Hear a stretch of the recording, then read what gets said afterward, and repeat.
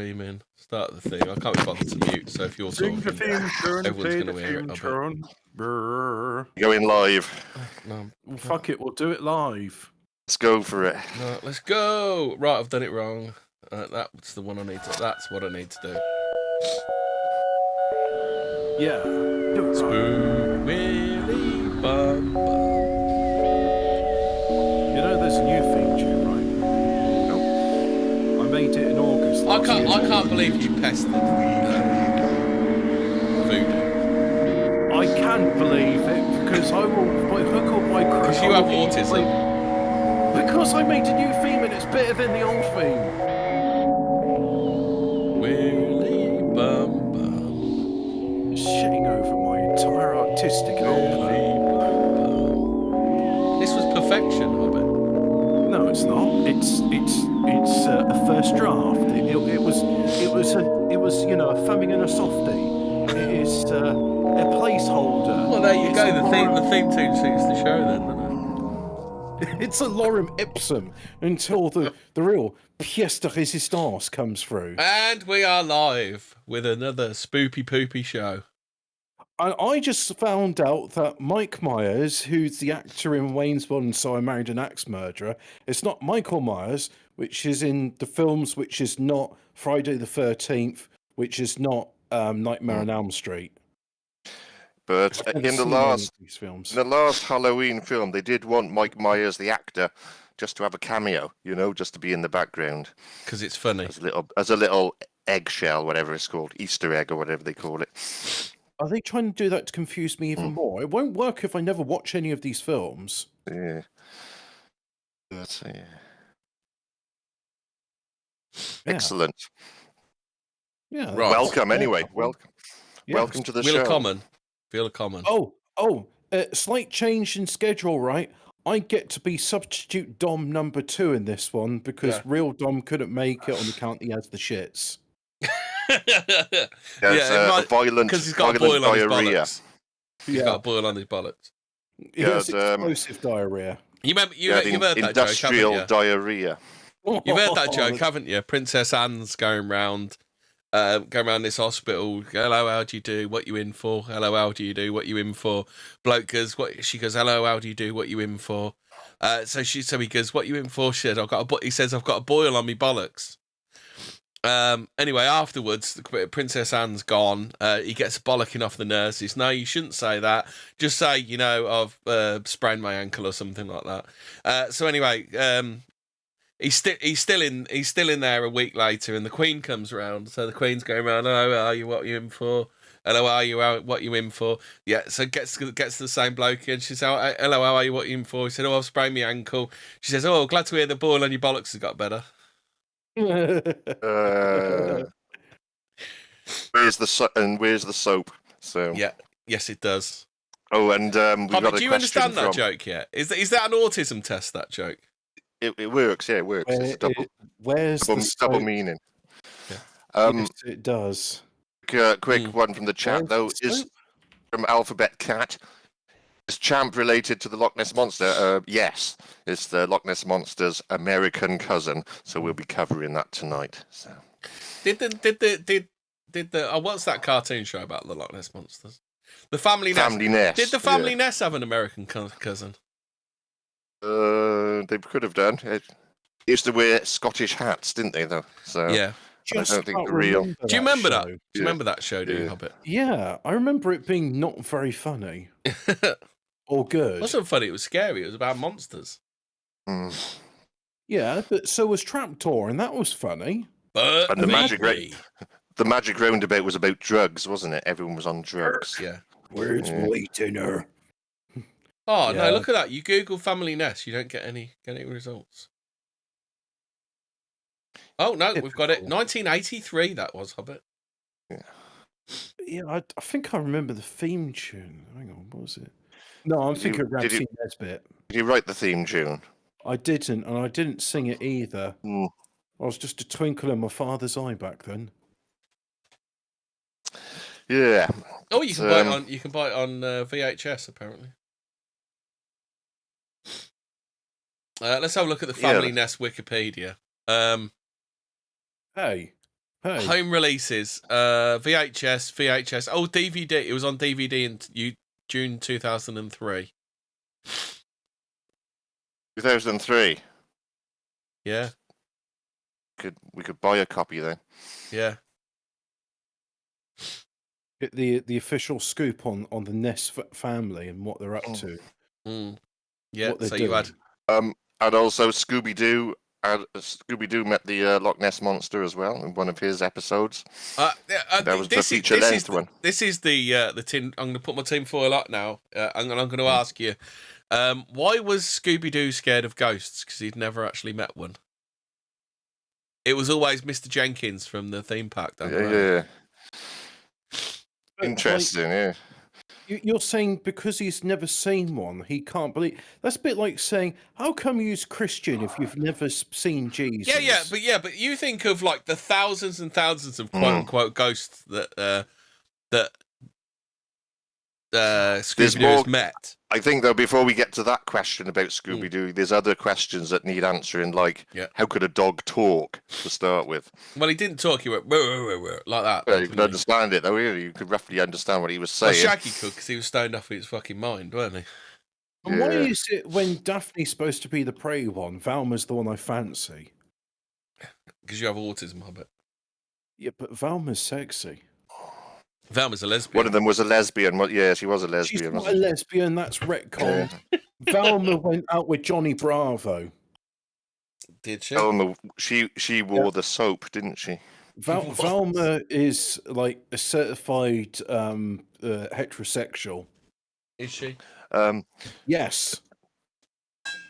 Doctor Who also met the Loch Ness Monster from the Tom Baker years. There's an episode where he meets the Loch Ness Monster. Yeah. That was very poor CGI, as I remember in that one. Oh, I don't think it was CGI. The BBC. I don't think Alphabet Cat. Are you a foreign? Oh no, he's doing the theme tune. You'll never find us at Nessie in the zoo was part of the theme tune, weren't it? Oh God, yeah, I do remember it. God, it was a shit show. But no, you may be asking, Hobbit and others on the show whose names I haven't forgotten. What are you talking about, Nessie? And the good thing about that is that we are talking about Nessie's Yank cousin, the bigger, fatter, brasher one called I don't know, Ian. Champ. It's called Champ, the Lake Champlain monster. So, yeah. Oh, is it like when they got Geff the talking mongoose, but they call him Jeff? No, it's a bit like British Bigfoot, because you have American Bigfoot, don't you? So you've got British Bigfoot as well. So this is a bit like you got British Bigfoot that was seen in Manchester. Where are you going to fit British Bigfoot? Yeah, in the New Forest. Manchester just hangs around in Manchester in the town centre, apparently. In Canal Street. Yeah, probably. In the tranny bars. There's a bar in Gay Street called Canal Street called Napoleon's. And apparently it's Manchester's oldest gay pub. Yeah, I feel like the Admiral Duncan, which was hunting ground for many a serial killer, wasn't it? Hunting ground for nail bombers as well, wasn't it? Yeah. But also Sherlock Holmes met the Loch Ness Monster in the film Private Life of Sherlock Holmes. I don't know if you've seen that film. Why didn't they really buried the lead on that one, didn't they? Yeah, so it was Holmes in that one then. He did something on him as well, as I remember, Jimmy Savile. But we won't go there. Yeah, because he liked going up to Scotland, didn't he? The royals were up in Balmoral Castle, and Jimmy would be like a stone's throw away. Barge his way in. Well, the weird thing about that is apparently, there was this grounds in Highlands where he was able to build a house, but nobody else was allowed to build a house, and he had like royal dispensations, like, yeah, you can have a house there because we say so. Signed, Queenie. Well, what's the point of being? Well, the royals liked him, didn't they? He had a lot in common with the royals, didn't he? Oh, in his own words, on the he had a lot in common with Prince Andrew, didn't he? Yeah. In his own words, on the Louis Theroux documentary, where Louis was really quite nice to him, me and the royal family go back a million years. I can't do his voice. Now then. Yep, that's it. Yeah. Anyway. Well, we've got some hot new news from D Live. My father called me a wanker yesterday. Oh. Okay. Says Magic Mike 407. Hang on. Dom has arrived. Oh, we've got a wild Dom, have we? Oh. Dom, I was going to be a substitute Dom, but if you can't substitute the real thing. There's only one substitutes. I can't do your laugh anyway, so you have to do it for me. Yeah. Right, yeah, so what are we doing then? You've got the stall. You've got the goods. You've got your bits. All right, okay. Because I was going to because we thought you would got lost somewhere. So sorry, I completely wasn't watching the time at all there. So I got Hemi and Hobbit. We're going to stand in for you in your bits, but as you're here, you can go for it. They can just come in on the side, So have you just started, have you? No, we haven't started. No, we're just doing the preamble. We've just been riffing, so yeah. So I was going to say, when it comes to this stuff, you actually put effort in. I'm more of a country bumpkin on this sort of stuff. I mean, one of my hobbies is cow bingo, which I've had to explain. I mean, despite Hemi and Ian's ancestry, you've never done cow bingo, and I'm like, are you guys absolute townies or something? So, right, Dom, do you know what cow bingo is, Dom? I know what cow tipping is, but not he's going to explain cow bingo, but you're going to go, that's cow battleship. Go on then, Hobbit, take it away. No, I'm going to. Oh no. Yeah, go on. Don't like piss on his parade. No, cow bingo, for those not aware, is a game where you get cows into a small field which you've divided into grids, and then you bet where the cow's going to take a shit. And Ian, you will disagree. Well, it's a bit like battleships, isn't it? Yeah. Yes. Or should you say, or more like battle shits. Or if you pick up the cow pats and move them, it'd be like drafts, couldn't it? Battle shits. Yeah. No, Hobbit. No, it's not like bingo at all. What do you mean? Yes, it is, because when the cow's shit in the line, have you ever played bingo, Hobbit? What happens when you play bingo? You get like numbers in the line, and you say bingo. Yeah, you have each individual has a card. Yeah. Yeah. So it wouldn't work. Well, okay, not bingo. It's like bingo in the sense that it's a grid. Look, it's from Belgium. It's like bingo in the sense it's nothing like bingo. I thought you were autistic, Hobbit. In Belgium, why have I got to be autistic? Why have I got to be autistic for you, Hobbit?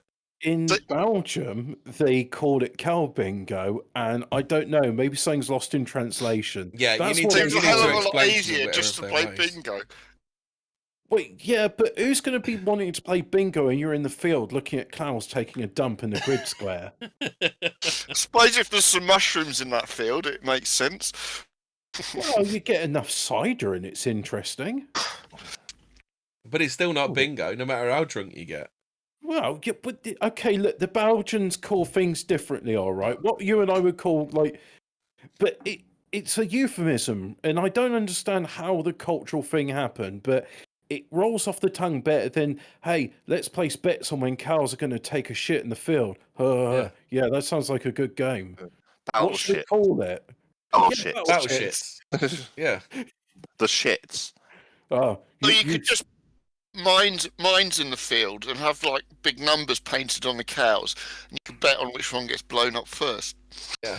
But like we thought that you were late because you had explosive diarrhea, Dom.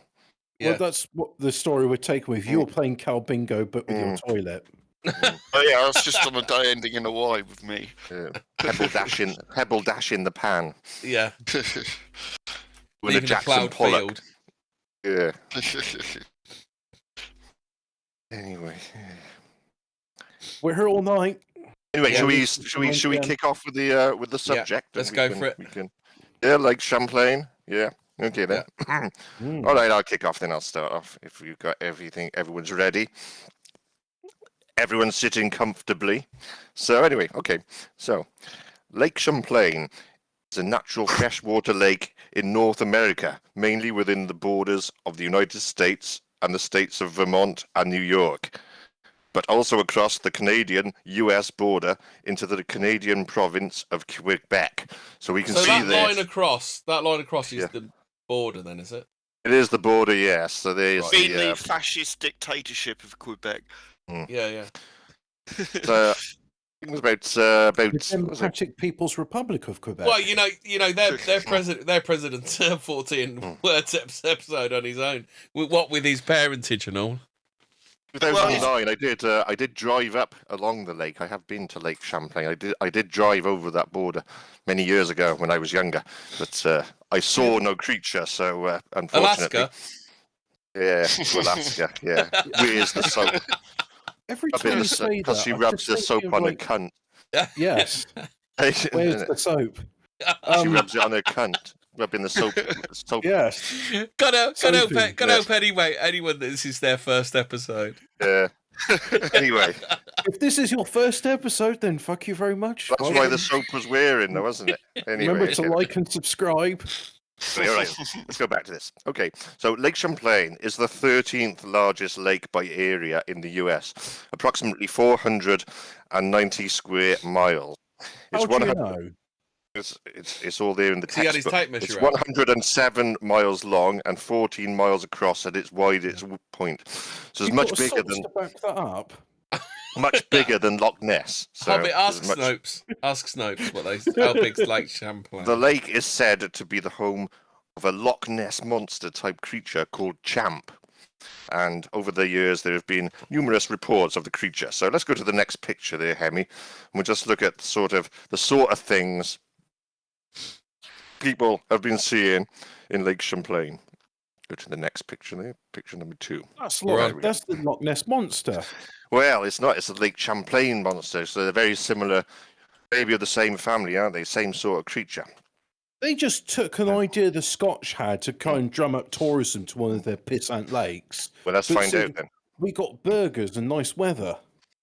Typically described to be anywhere from 10 to 30 feet in length with dark brown, green or black scaly colour, the creature is said to resemble some sort of long-necked aquatic reptile from the time of the dinosaurs. Hobbit. I'm calling bullshit on this one because we haven't started yet. Because Snopes, I've just searched Snopes for Lake Champlain monster and it didn't yield any results. Oh no, does that mean it's true, Hobbit? If you don't get any results in Snopes, it's always the opposite of what they say, and if they say nothing, then all of it's true. Yeah. If they don't say anything, there's no political agenda for them to promote. Anyway, all right. The first recorded sighting of Champ has been attributed to the lake's namesake, French explorer and cartographer Samuel de Champlain, 1567 to 1635. Let's have a look at a picture of Samuel de Champlain then, founder of Lake Champlain and also sighter of the first monster. Let's have a look then. Bit boss-eyed there, isn't he? Bit boss-eyed. Was he looking at the painter or someone else? Which one? Bit of a mullet going on as well. Which is the one he's looking at? How long is that nose? Is that like is the artist taking like liberties, or is that like accurate to scale, well proportioned nose? He really fucked him over with those eyes, didn't he? I think he fell out with the bloke taking that picture. A fucking beak on him, isn't there? But and that's Lake Champlain in the background. Saying you could land a B-52 bomber on that nose, but they weren't invented yet. Yeah. Anyway. Okay. Imagine being at a dinner with him, and he'd be eating his dinner off your plate, wouldn't he? Jesus Christ, that eye's fucked, isn't it? Anyway, okay then. The sighting took place in 1909 when Champlain was exploring the lake. He stated that he saw creatures that were 8 to 10 feet long, were as thick as his thigh, with a head as big as 2 fists. He went on to say that sounds like the sort of description you'd do about a bird, doesn't it? He was fisting. Thing is, right? Look at that. Look at his face. Right? Does that look like the face of a credible witness? As honest as the day's long, that fella. It's as honest as His nose is long. My God, that nose is huge. Just looks typically French to me. Alphabet Gas, how can he identify a creature with those eyes? Well, he could look at all of it at once, couldn't he? It looks like you know what it was. Come. All he did was see his nose in front of him and think it's a lake monster. Case solved. I'm not surprised. Anyway, he went on to say that the creatures were covered by scales that were silvery grey in colour and so strong that a dagger could not pierce them. More. It's, did his mate say to him, keep an eye on that monster?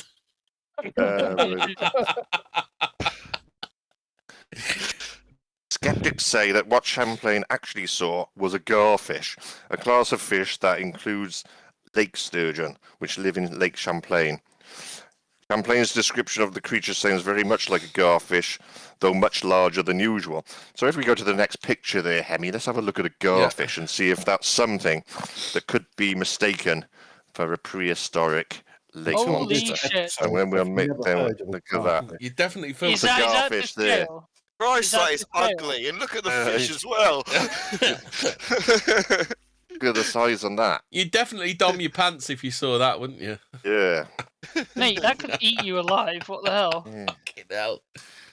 So yeah, it's pretty good. Does it taste good? Is it? I can't imagine it. Yeah, it's probably quite tasty. But anyway, let's have a look. So let's have a look at some of the early reports of the Lake Champlain monster. So one of the earliest mentions of it was on the 18th of May, 1808. The New York-based public advertiser reported, Lake Champlain, a monster has lately made its appearance on the waters of the lake. Not too much else to report, but, you know, it was being acknowledged in those days, over 100 years before Loch Ness became popular, that there was a lake monster. In 1819, at Port Henry on the New York side of the lake, a railroad crew reported to have spotted the head of an enormous serpent sticking out of the water and approaching them from the opposite shore. Around the time of the sighting, farmers nearby claimed to have missing livestock with drag marks leading to the shore. So it looks like the monster was helping itself to, cows and shit as well. So bit of a pain in the arse. Yeah. Saturday the 24th of July, 1819, there was a spectacular report of the monster on the New York side of the lake. A report in the Plattsburgh Republican stated, Captain Crumb, who witnessed the sight, relates that about 8 o'clock in the morning, when putting out from shore, he discovered at a distance of no more than 200 yards an unusual undulation on the surface of the water, which was followed by the appearance of a monster rearing its head more than 15 feet and moving with the utmost velocity to the south. At the same time, lashing with its tail 2 large sturgeons and a billfish, which appeared to be engaged in pursuit. After the consternation occasioned by such a terrific spectacle had subsided, Captain Crumb took a particular survey of this singular animal, which he described to be 180 feet long, its head flat with 3 feet, with its head flat with 3 teeth, 2 in the center and 1 upper jaw in the shape similar to a seahorse, color black, with a star on the forehead and a belt of red around the neck. Its body about the size of a hogshead. Yeah, I know. It's old-fashioned language. Its a body the size of a hogshead, with hunches on the large back as large as a common potash bottle. Its eyes large, the color of a peeled onion. He continued to move. What the fucking hell is he describing? Yeah, it's old-fashioned language. It's got wheels like a car, and it's got a rocket engine. He continued to move with astonishing rapidity towards the shore for about a minute, when suddenly he darted under the water, not to be seen again. Although many fishing boats have been on the lookout. So there you go. So that's what Captain Crumb said. People who knew Captain Crumb have described him as a compulsive liar and a bit of a cunt. So that's what some of the early reports there. So a likely story. So, tell you what, we'll make up our own mind from those tales, but we'll go over to Dom next, who's going to tell us some more of the early stories of the Lake Champlain monster. Okay, so if we look at the next picture, Let's have a look. there's a realistic artist rendition. Realistic, holistic practitioner. Oh, sorry, you waiting for me to switch the... There we go. Yeah, please. Is that a Cleveland steamer? It's a turd floating on the surface. In the summer of 1870, passengers on the 80-foot-long double-decker steamship Curlew excitedly spotted a mysterious creature near Barber's Point on Lake Champlain. Witnesses stated that it was moving at a railroad speed and the water was strongly agitated for 30 or 40 feet from the erected head of the monster when in motion. Erected head. You said erected. It's like an old porn novel. And her knickers were the colour of a peeled onion. And the size and her haunches were...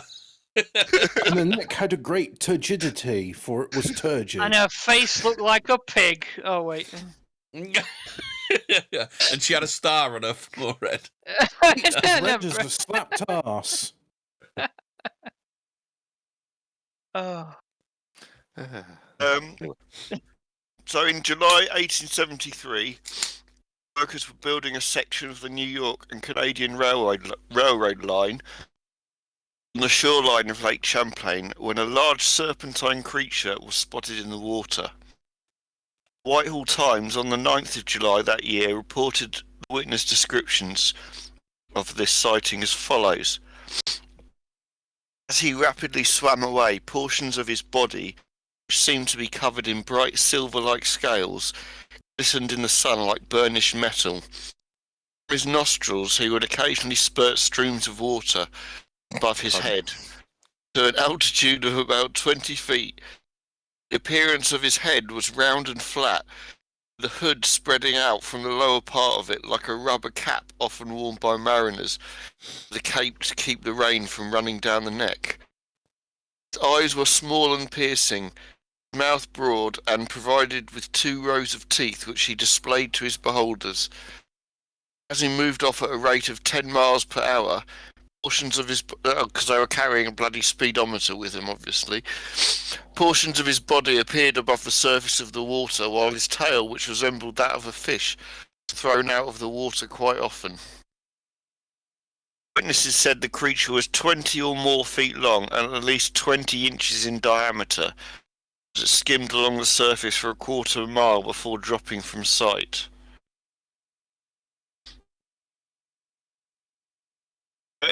I don't know. I reckon they just got the distance right. It's probably a tuna, I reckon.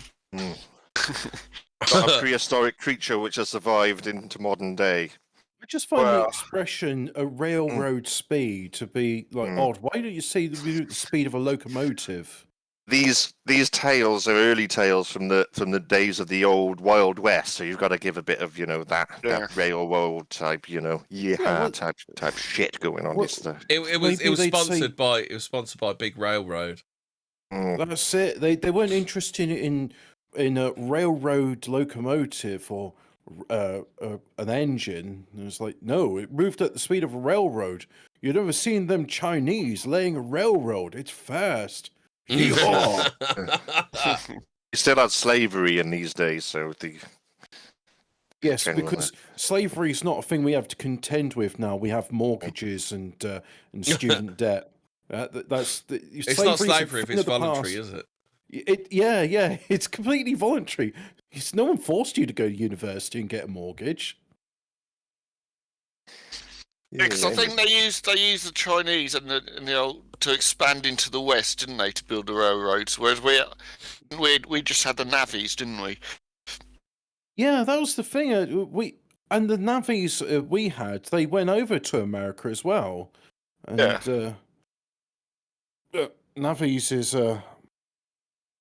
it's a strange term as well. Like they're the eternal navigators for eternal navigations.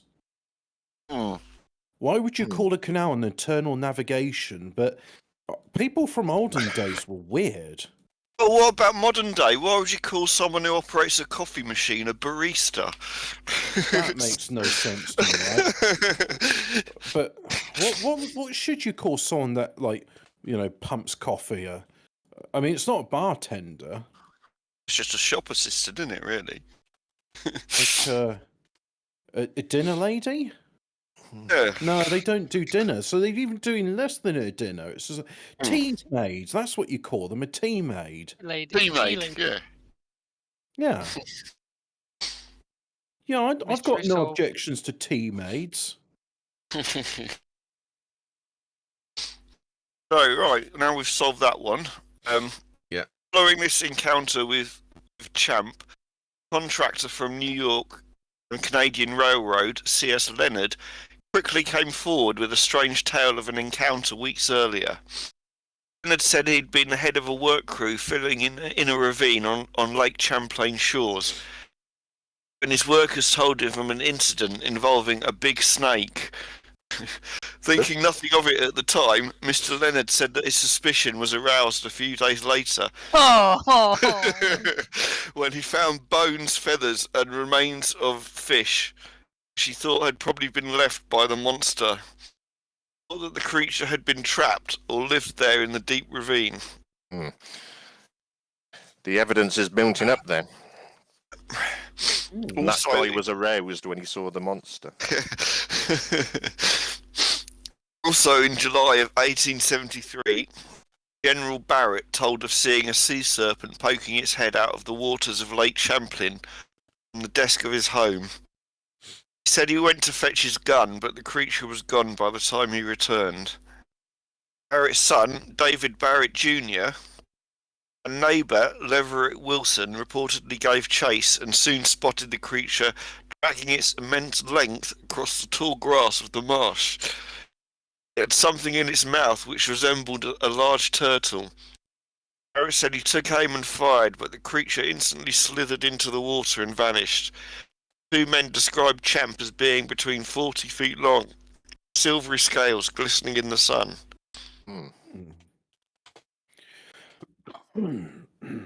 Stories of the monster started to gain attention. Other witnesses came forward with their stories. This is always how it goes, isn't it? I've noticed with these. You get a couple of sightings here and there, then you get a whole flood of them. Hashtag me too. Yeah. Everyone has to get on the bandwagon. 2 weeks before the railroad crew sighting, a fishing party from Whitehall said they were at Linley Marsh in Dresden when there was a commotion on the lake. Startled men said a creature arose about 4 feet from the water's surface, which they initially thought to have been an enormous turtle. Adding to the alarm was J.A. Parker of Whitehall, who related a close encounter 8 years earlier. Parker said he was travelling on the highway 2 miles east of the village when he spotted a large snake 18 to 20 feet long, as large as a man's thigh, emerged from the mountain recess, swiftly across the fields at the rate of 10 miles an hour and take to the water. He said the scales were also glistening in the bright sun.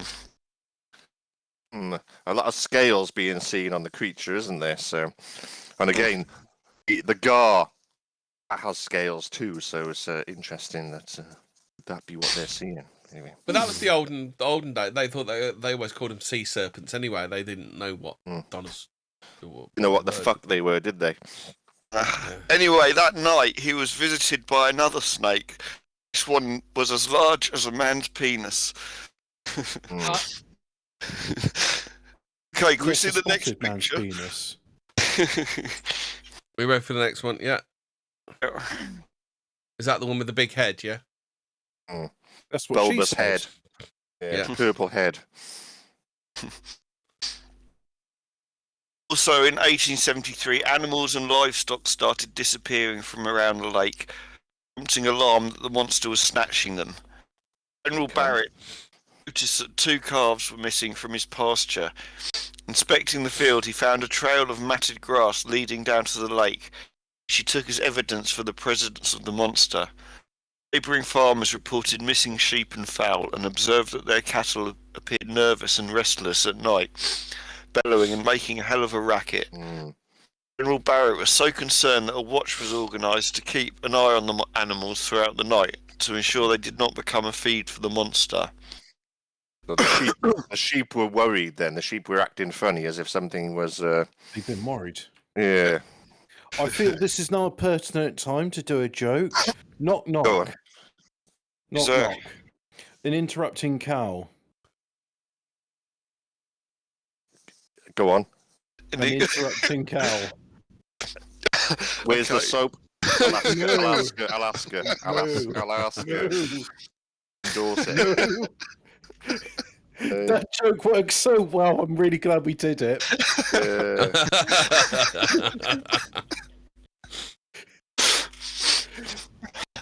So anyway, you're champing at the bit to tell us the next bit about Champ. Yes, about Champ. Yes, the legend was gaining momentum and further tales were coming from the mouth of General Barrett.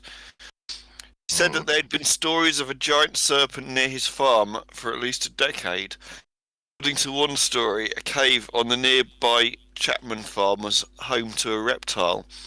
Residents reported seeing bright and hideous-looking eyes staring back at them from the darkness of the cave. Local resident Harvey Buell said he spotted a massive serpent in the area on several occasions over the years, and acting on behalf of the great showman P.T. Barnum, said to have entered one of the caves near Lake Champlain, in hopes of capturing the monster to display to the public and make a few dollars. As the story goes, screams were heard from inside the cave, and the man and his guide were seen rowing vigorously to the western shore of the lake, never to return. But P.T. Barnum was the one that set up the circus, wasn't he? Yeah, and he's the one that he used to display the Fiji mermaid, which was, I think we've looked at that, haven't we, in the past, which is basically the upper half of a monkey and the lower half of a dolphin sewed together to make kind of a man-fish type thing. So he was... sort of running a freak show, basically, wasn't he? Yeah, but if you have a lake monster to throw in as one of your exhibits, you know, going to make a few quid, aren't you? But you never got one. But anyway. So on Friday the 25th of July, 1873, steamboat W.B. Eddy was struck and nearly overturned by the Great Serpent while en route from Ticonderoga to Whitehall. Startled passengers and first mate Kim Holcomb said that they could see the creature's head and neck 30 yards away before swimming off. The incident occurred as they were passing the Barrett farm at Dresden. First they thought the vessel had struck a log as the craft shifted violently to one side. Passengers all made a rush to the opposite side of the boat, and the vessel suddenly righted. The spectators were horrified at observing the head of a great snake rise from the water about 100 feet to their stern. Mr. Holcomb said that as the serpent swam away, it appeared above the surface like great waves resembling the mammoth ridges above the surface.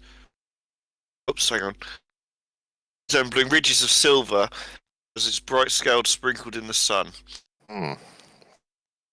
Whitehall Harbour Inspector Mark Doherty then came forward with his tale.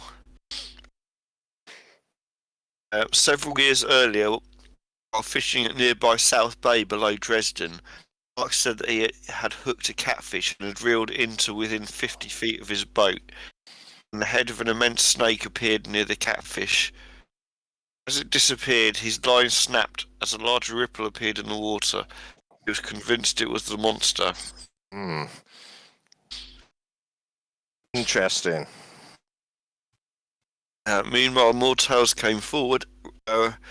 Railroad foreman James McGew said that he watched in disbelief as the serpent entered Blind Bay in Dresden. He said the creature was more than 30 feet long and spurted 2 jets of water from its nostrils. He said he was too frightened to follow it and it disappeared into some tall grass. In late July 1873, J.P. Farmer, engineer at the Burlington Marble Mill, witnessed Champ swimming across the Vermont side in Shelburne Bay. He said he witnessed the sight on 10:30 on a Monday morning whilst fishing in his boat. The water was very still and suddenly disturbed by an unusual splashing 30 feet from Farmer. He then saw an animal with a brownish body 12 to 15 feet in length, had a large head like a catfish. The creature then disappeared under the water, but came up shortly afterwards and made for the boat. Farmer then pulled away from it, and again it sank, but soon reappeared about 20 feet ahead of him, swimming towards the mouth of the bay.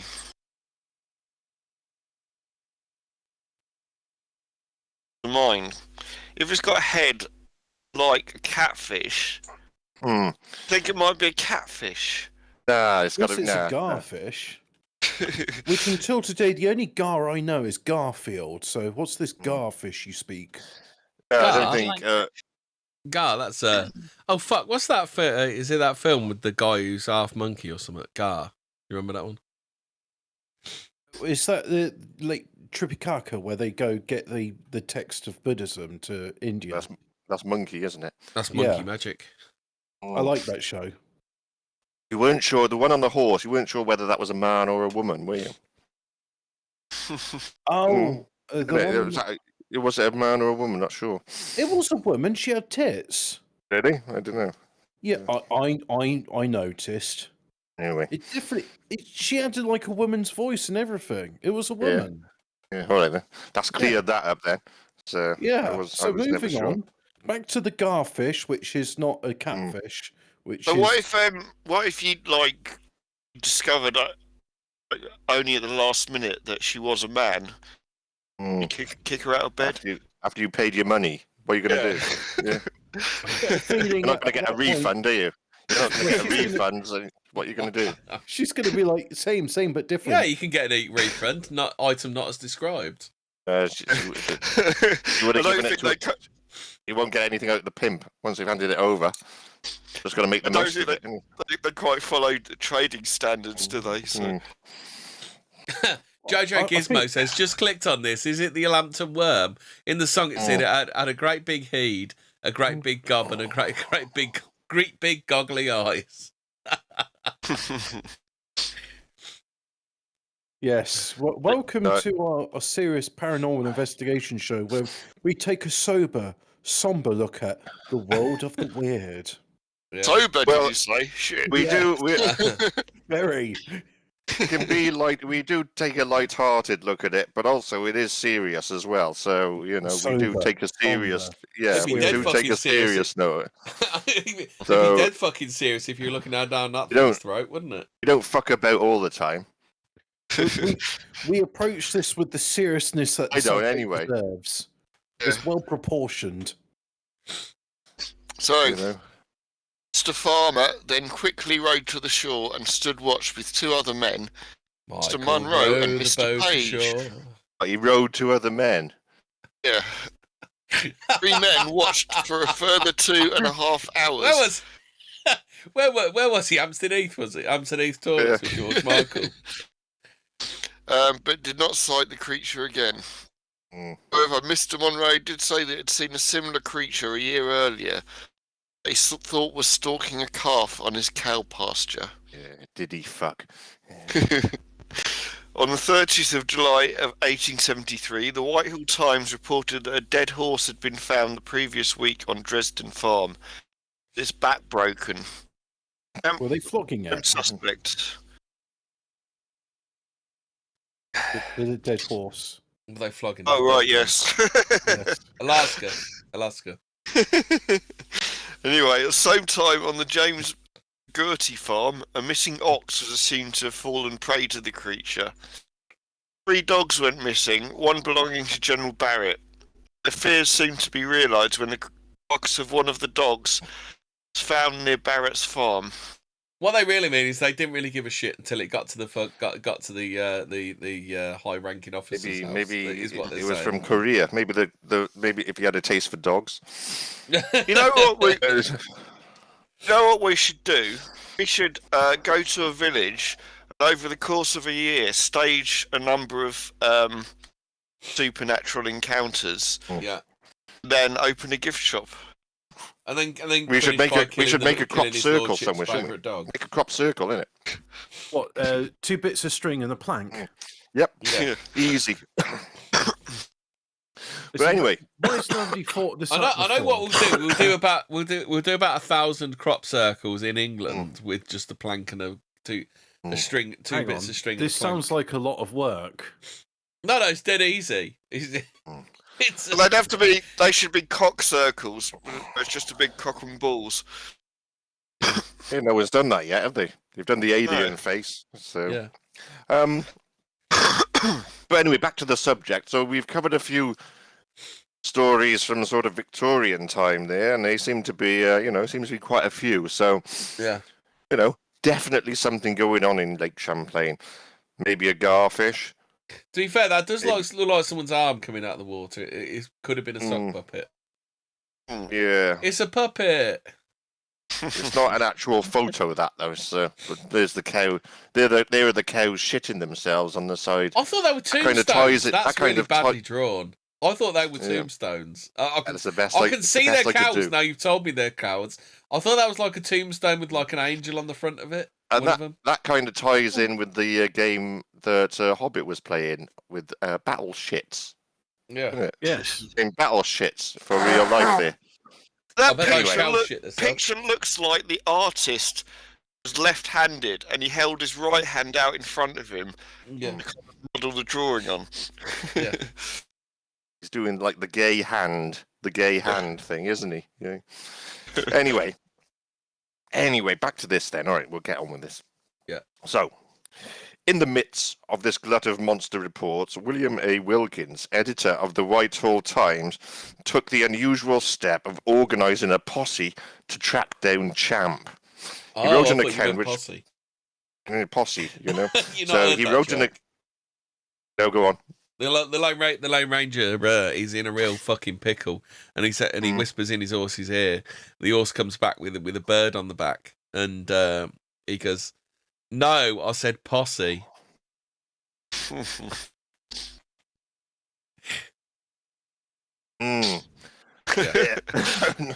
Anyway, okay then. So he wrote an account which appeared in his publication.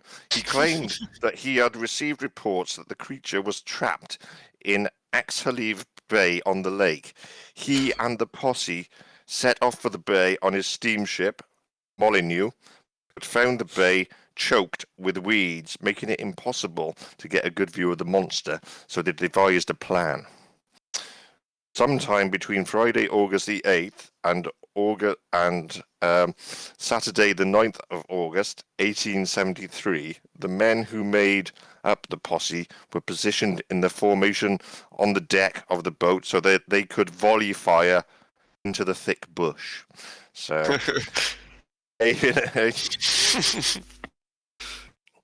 I've volley fired into a few thick bushes in my time. But if you're not familiar with volley fire, then that is. Do you know what what volley fire is? That's where they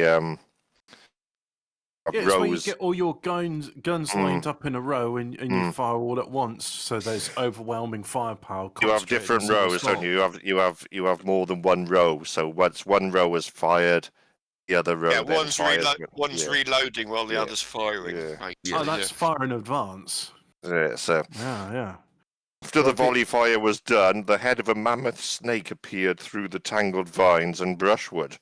Ridges of silver could be seen protruding from the water as the bright sun shone. Wilkins reported that the creature's fan-like tail was waving back and forth 6 feet above the water, and its red eyes resembled burning coals. It had rows of long and formidable teeth, pearly white and wicked-looking.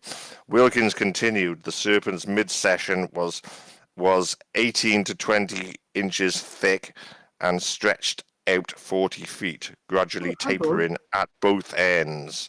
When you say open those eyes, just to harken back to an earlier episode you were on when we were doing the Mothman, that had coal red eyes as well. It's a common thing with Fortean animals and phenomena. The They have red eyes. Bigfoot is often reported as having glowing red eyes. So Mothman, Owlman, you know. Bit of a trope, isn't it? Yeah. Yeah. An evil devil, then. And even Dracula as well is often depicted with red contact lenses in the movies. So it's common. Me after a session as well. Yeah. Anyway, the boat then began to move away downstream, and further shots were fired at the undulating mass in the water. The creature responded by lashing the water with its fish-like tail and give a spasmodic, powerful lurches with its broad, flat head. Streams of blood. Streams of blood were then seen to spurt from the monster's head as it gave one last twist and disappeared beneath the sea of red blood. Never knew a sea monster could be so erotic. I can smell. They wrestled the purple-headed love monster. I can smell something. I can smell. Is it sheep? Is it Oh, you playing cow bingo? Did they step in some at the cows left? No. Is that what you're saying? I can smell bullshit. I can smell bullshit here. So you must be near the cow bingo field. Yeah. That was a load of wank. That was so.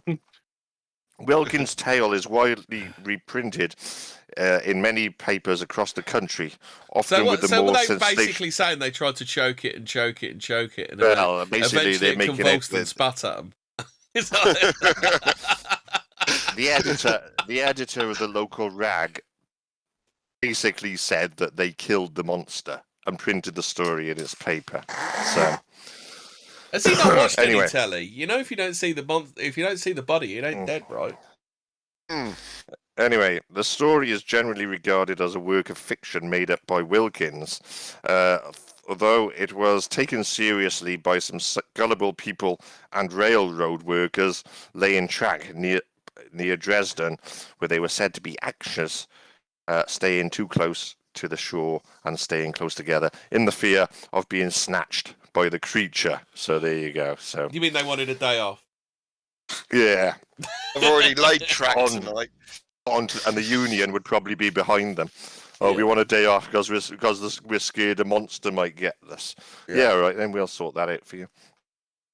Anyway, so sightings kept coming. On the 10th of August, 1873, Curtis Leon and William Barker reported seeing a sea serpent a mile off Jumper Island on Lake Champlain whilst breaking in their new yacht.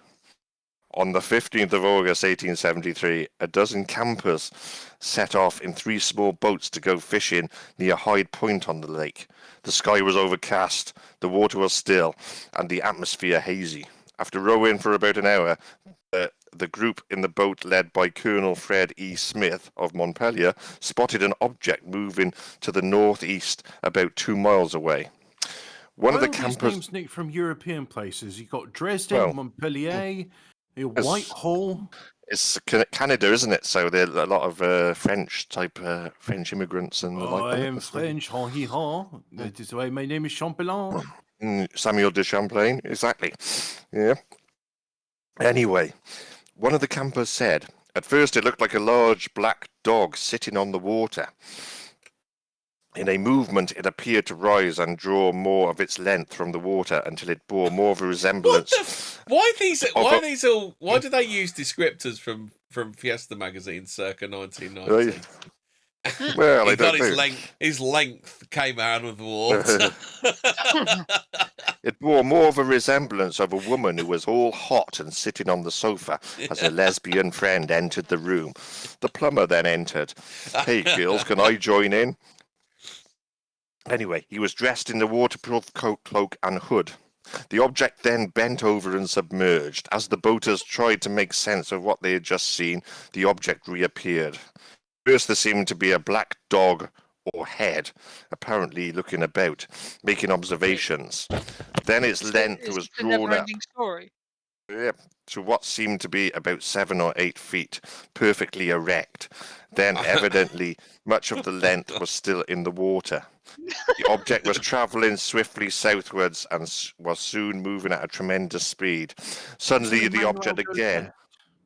went under the water. Once more it came into sight, gradually rising to its former height, staying in view for another eighth of a mile before disappearing for good. So yeah, quite a clear sighting there. What could it be? Emmanuel goes skinny dipping. Yeah. Anyway, on the 7th of September 1873, word spread that the carcass of the great sea serpent had been discovered north of Dresden. Work gang on the New York and Canada Railroad was sitting on the shore when they noticed a mysterious object floating upward of 50 feet long and 25 inches thick. Suspecting it was the carcass of the creature slain by Wilkins, 3 boats of men quickly filled and set out to secure it. As they approached the object, the men noticed it was still alive, so they scurried back to shore. After arming themselves with everything from pickaxes to rifles, they set off again after the monster, this time in a dozen boats. They attached a rope over the monster's tail and towed it back to shore. As the debris was cleared from the carcass, the serpent soon became visible. It turned out to be one of General Barrett's boat sticks, which was basically a wooden pole used to secure a boat and not a monster. So that was a bit of a disappointment. Well, quite easy, isn't it? Thought that, yeah, easy mistake, isn't it? A pole, a sea monster, they're all very similar. Yeah. On the 23rd of July, 1874, a father and son from New York thought they had spotted Champ while fishing in a small boat off Westport Bay on the lake. As they rowed closer, they soon became face to face with the beast, which turned out to be a seal. So, a couple of disappointing sightings there. You can be deceived. But sightings of Champ would then go quiet for the next few years, so basically the fad was over. For quite a few years, so there were no real significant sightings of the creature until August the 30th, 1878. Several prominent citizens were sailing in the yacht Rob Roy off Burton Bay Island. On board were Edward J. Owen, principal of the Sherman Academy, and Dr. William Marks, a professor of engineering at the University of Pennsylvania. So, reliable witnesses there. The 2 men gave the following report of their encounter with Champ. A party of the 6 of us left Westport in the yacht Rob Roy for a sail to Button Bay. Whilst returning from the island, the yacht became becalmed and lay motionless for some 3 hours at a distance of about 3/4 of a mile from the island. While so becalmed, a lady in the party called the attention of the others to an object in the water appearing at a distance of about half a mile towards the Vermont shore.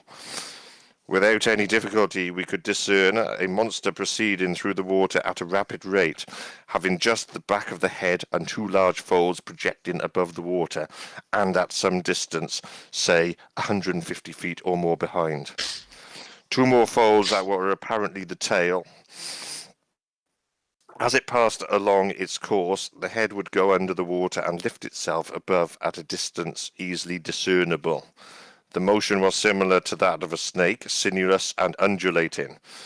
You could easily distinguish the head as it appeared above the water and the motion of the folds. It's like an origami monster then. Yes, it's quite flappy, yes, like a foreskin. So its course was from point north of the island to Barber's Point on the New York shore. It's just utter filth, aren't they? These descriptions.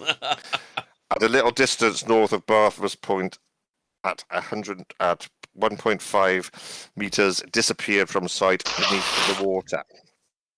It was within plain sight for some 5 minutes. The smoothness of the lake proved satisfactory for us that we were not deceived, believing the object was a marine monster of some description. Of course, we had a glass with us, which is a binoculars. We could give more particular of his snake ship. As we were not quite satisfied, he was moving from us towards us, and was as far off as he was. We know that others have had experiences like this, and while we have hitherto been skeptics to the existence of such a creature in the lake, we are now willing to put ourselves on records as firm believers in the being existence of His Majesty, the Great Snake of Lake Champlain. And there you go. So, reliable witnesses, an engineer and a doctor. Pure filth. I think this is all pure, pure some kind of displacement, isn't it? These people are obviously extremely sexually repressed, aren't they? Should we have some farmyard porn then? In May 1879, some bestiality. And goes to the farm. In May 1879, a farmer, Mr. Holmes Record, whose farm was on Macquam Bay, was working near the shore with a hired hand when he heard what he thought was the discharge of a gun. Looking out into the bay, he saw a still on sleek the creature. Picture of the thing. Oh yeah, that's fine. Yeah, is that right? Yeah. Yeah, that's what it looks like. Yeah. Looking out into the bay, he saw a creature with a snake-like head as large as a butter tub moving northward. The greater part of the monster that was under the water, about 15 feet, could be distinctly seen. The body was jointed. Give its head such a weird description. Not just a butter tub. It's not just a tub. Two fists. I mean, like a tub of Lurpak in the supermarket. In Victorian times, it's Victorian time, so you keep your butter in a tub, don't you? Not like Vitalite, like the 80s. Yeah. Aluminium foil hadn't been invented yet. Anyway, the body was jointed and appeared like lumps connected with each other by narrower sections. The creature was in view for 2 hours. It moved slowly and at short intervals and made a loud roar. So when the wind finally shifted to the north, the monster raised its head for several feet out of the water and went south at a great speed and soon disappeared from view. Both witnesses watched the creature splash the water as it moved along. The propelling motion concentrated its head and tail. So it's obviously moving in a jerking motion, maybe propelled by flippers to its side. Let's do a couple more sightings. On the 28th of July, 1883, County Sheriff Nathan Mahoney sighted a snake-like creature in Cumberland Bay whilst rounding the head in a small steam yacht. He sighted 100 yards away a black object protruding 5 feet out of the water, as big around as a stovepipe. The object disappeared, but then reappeared 20 yards away. Mahoney said the creature was an enormous serpent with a long jaw, snake-like head, at least 8 inches across and 10 inches from top jaw. Did it have a purple head on it, did it? It did. It had a permanent helmet. Its body was 25 or 30 feet in length. Mooney said he was close enough to see the creature's muscles in its neck contracting, and he could see white spots inside its gaping mouth. So there. Yeah, a bit like Purple Aki. So yeah, Candyman, isn't it? Yeah. On the 2nd of May, 1887, Lewis Smith spotted a large serpent whilst looking out from the shore between Whisperer Point and Four Brothers Islands. He observed the object about a mile away. It was as thick as a barrel and the height of a man. It had a dark head and white below the water. It was moving rapidly southward, but soon dived. It reappeared within about a minute, changing course towards the shore to the west. It produced a noise much like a steamboat and was throwing swells each way, causing a tremendous foam. So that sighting sounded like a steamboat. So maybe you'd seen... If it was thick as a barrel and height of a man, that could be like a dolphin or a manatee. And if it made a noise like a steamboat, then it could have been a steamboat. But anyway, a day later on the 3rd...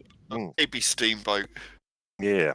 But anyway, a day later, on the 3rd of May, 1887, Mayo Clark's working for the Henry Ore Iron Company spotted a great serpent off Cedar Point near Port Henry. They said it was 40 to 50 feet long and as large around as a stovepipe. The head was as large as a switch target, and it was moving south. So there you go. So the fuck is a switch target? I'm not sure actually. It must be some Victorian I'm not sure actually, but I know what a stovepipe is. Yeah, I've got one here. Yeah. So, And but it's anyway, burning very well with the new fire rope. Yeah. Have you not thought of getting central heating? Not my house. So yeah. But yeah. So the droid aliens will be another week. Oh. Ian's our guest speaker today, so he's doing cryptozoology. Ooh. Yeah.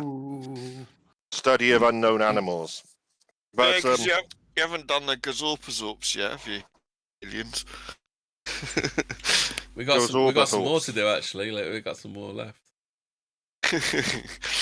Anyway, so so the sightings of Champ were gaining momentum. We'll go over to Dom. You'll tell us a few more of the from the late 1800s of the sightings. Let's go for it. Yep, in November 1896, Joseph Barker was fishing off Grand Isle, and he was startled by a mysterious something that jarred against the bottom of his boat 3 separate times.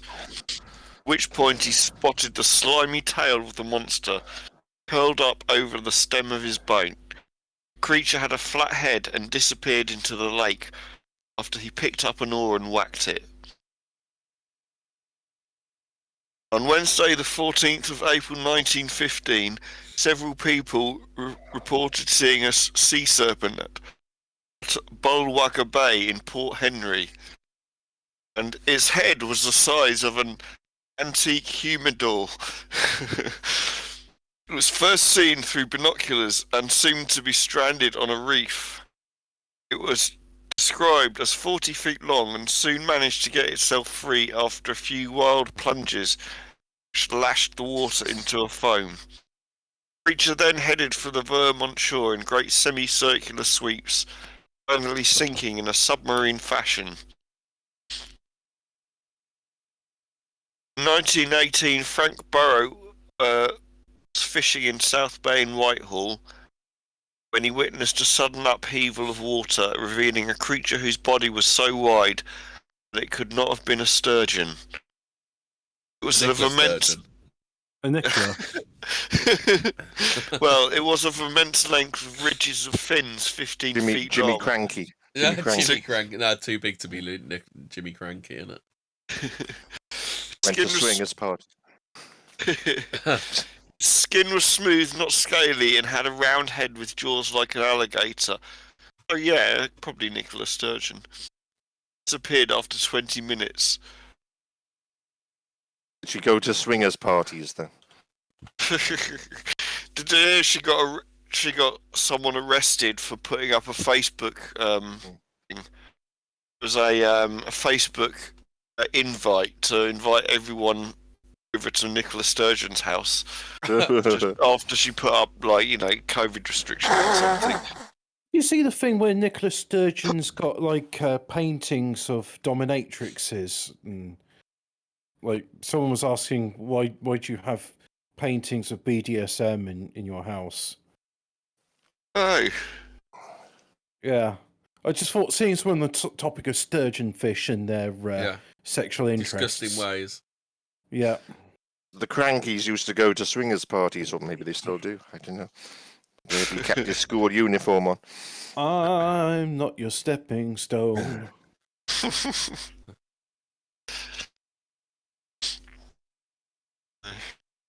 I reckon Jimmy Cranky's to blame for the gender swapping that's going on these days. Yeah. So on Sunday the 14th of July... Bunny when he dressed up as a girl bunny. That guy out of AC/DC used to dress as a schoolboy. Yeah. And also, Yes, ACDC is slang for bisexual, isn't it? And if you, Yes. yeah, They're putting Your things in the AC/DC. water about a tea and the freaking frog's gay. yeah. Like the techno remix of that. Find it on YouTube. Have you heard the acoustic folk music version? Oh. I'm sick of these globalists poisoning us. I can't take Casey it Dixie anymore. did a cover as well, didn't they?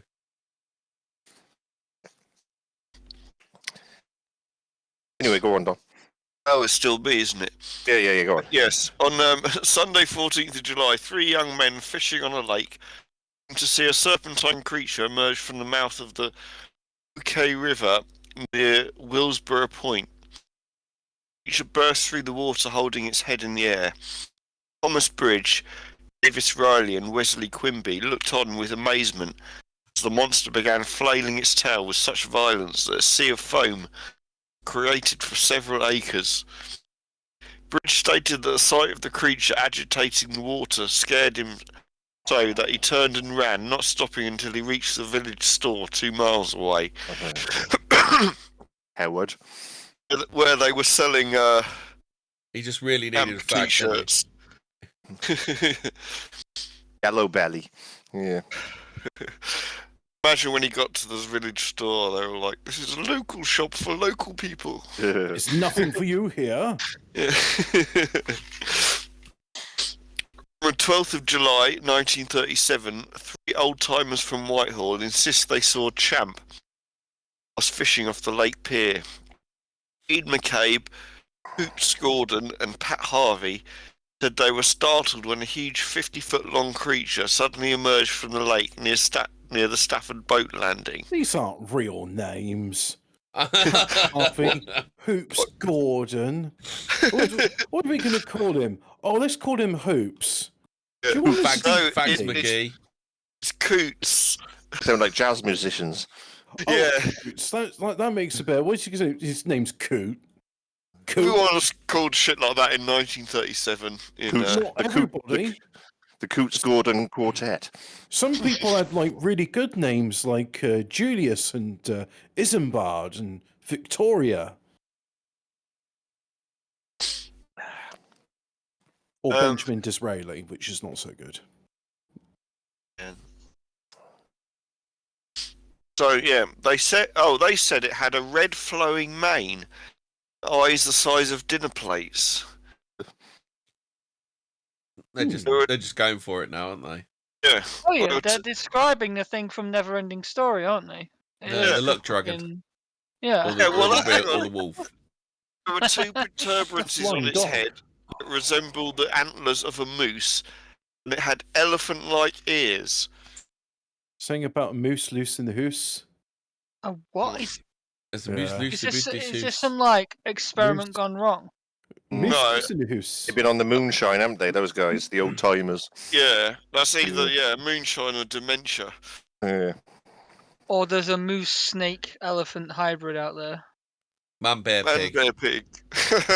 Jinx.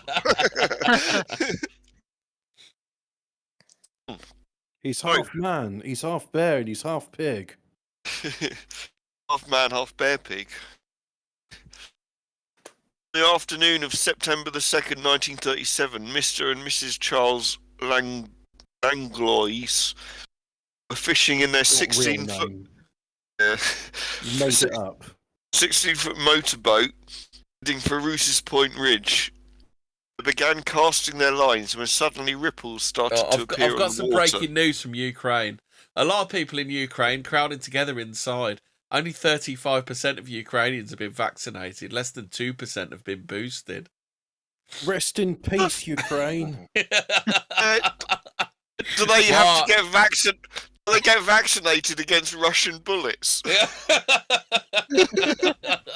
These people are Maybe insane. Pfizer. These people are absolutely insane, aren't they? Well, and then a reply to this tweet from Dana Hall: the anti-vax COVID deniers are now polluting my mentions, and if you think disease isn't a major factor in a lot of wars, if you think and starts a sentence with "and," Hobbit, your favourite.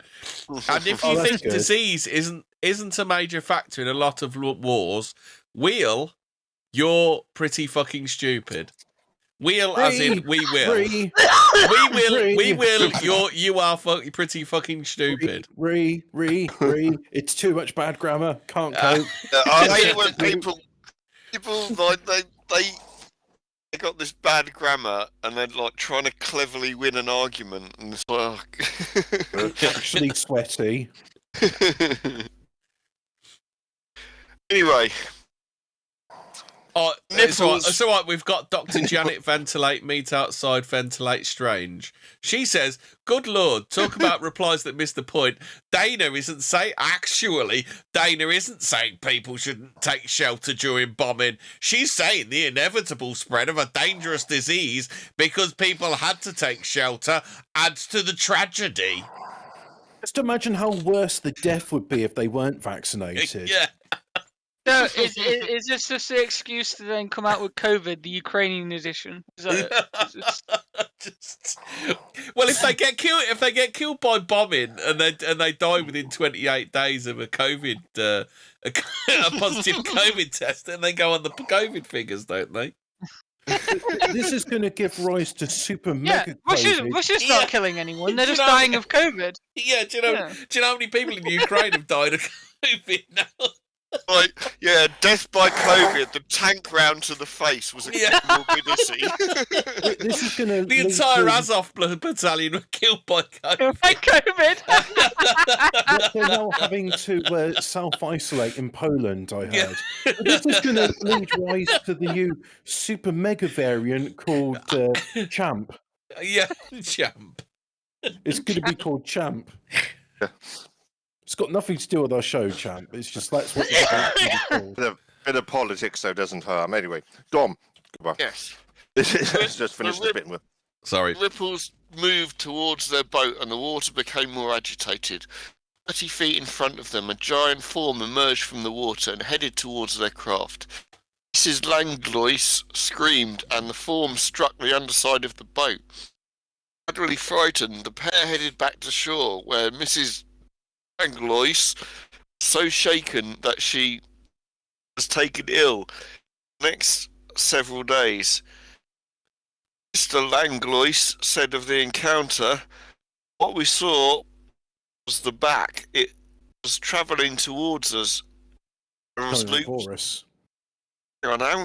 if they saw the back, how was the back travelling towards us?" Okay, and looped out of the water at least 15 feet long. It was black without scales, that's racist, as thick as a large telephone post. Racism. That's racist. Yeah. Yeah. Travelled through the water in loops like a snake. That's Didn't racist see it. as well. Maybe he was doing backstroke. That's how it was. Back was turned and moving towards them. It was just doing backstroke. Didn't see a head or tail. When it hit the boat, it jarred it considerably and swerved from its concourse. Oh, can I interrupt for a sec? Because I've just seen there's just like the perfect argument between pro and anti-vax. So this guy, Libertarian Doge Council says, if you stand 6 feet apart, the missiles will simply acknowledge your superiority and choose another target. So good vibes and positive mindset says, you're stupid. The microchip they put in the vaccine obviously deters the missile. # get vaccinated now.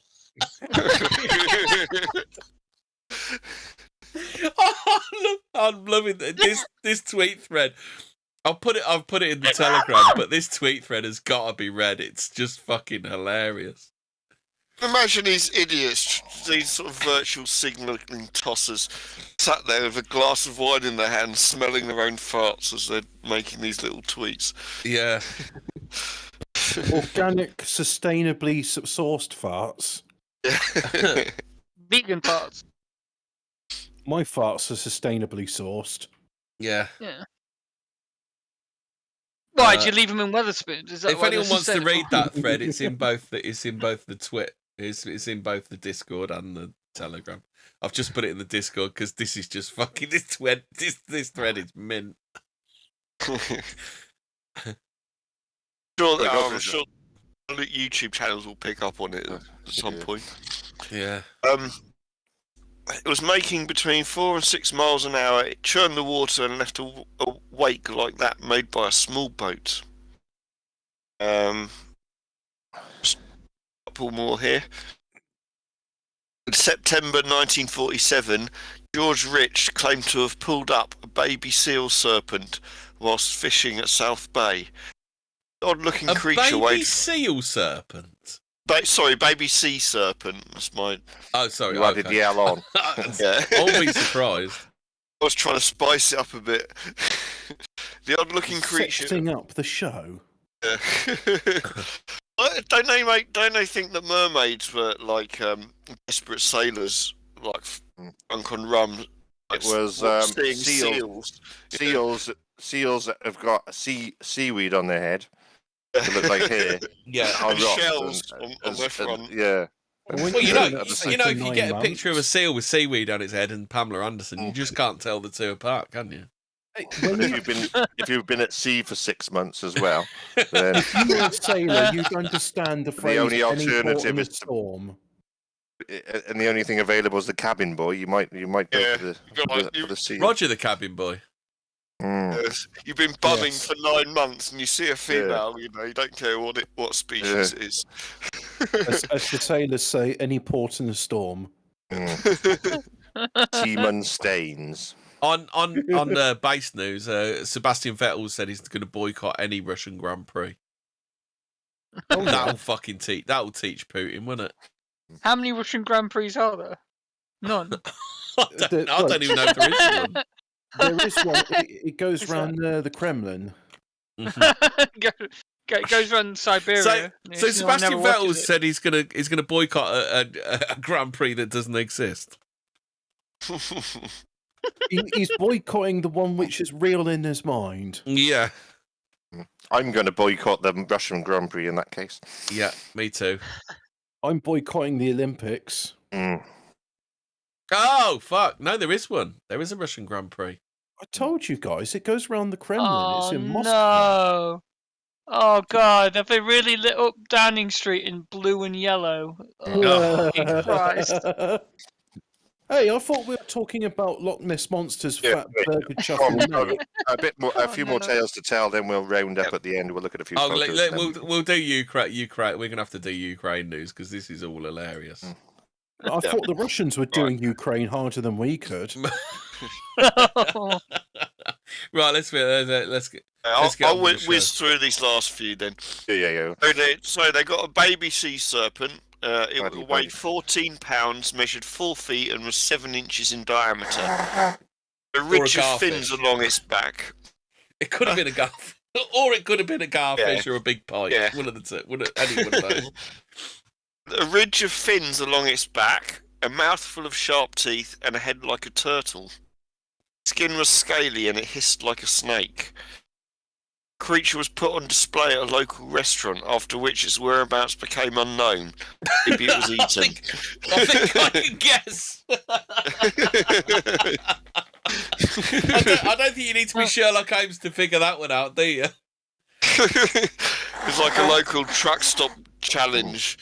You eat a 10-pound mysterious creature. Why have we had tuna on the menu for about 7 weeks now? Yeah.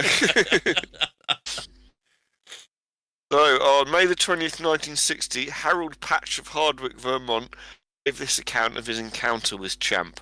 It was on a quiet summer's day, and my wife and I were driving south on US Route 2 through Grand Isle County, the intention of enjoying a picnic somewhere. As we approached Dillonback Bay off the eastern shore of Alberg, we noted 2 picnic tables at a turnout on the left side of the road. Set up our picnic there. Sat facing the road, and Mrs. Patch faced the lake. Just settled down when she remarked, "There's a fish or something out there disturbing the water." I twisted my neck to take a look. "Fish!" I exclaimed. "That's the Champlain monster we'd heard so much about." I looked at the creature through binoculars. It was about 300 yards away, at least 20 feet in length, and quite a few inches in diameter.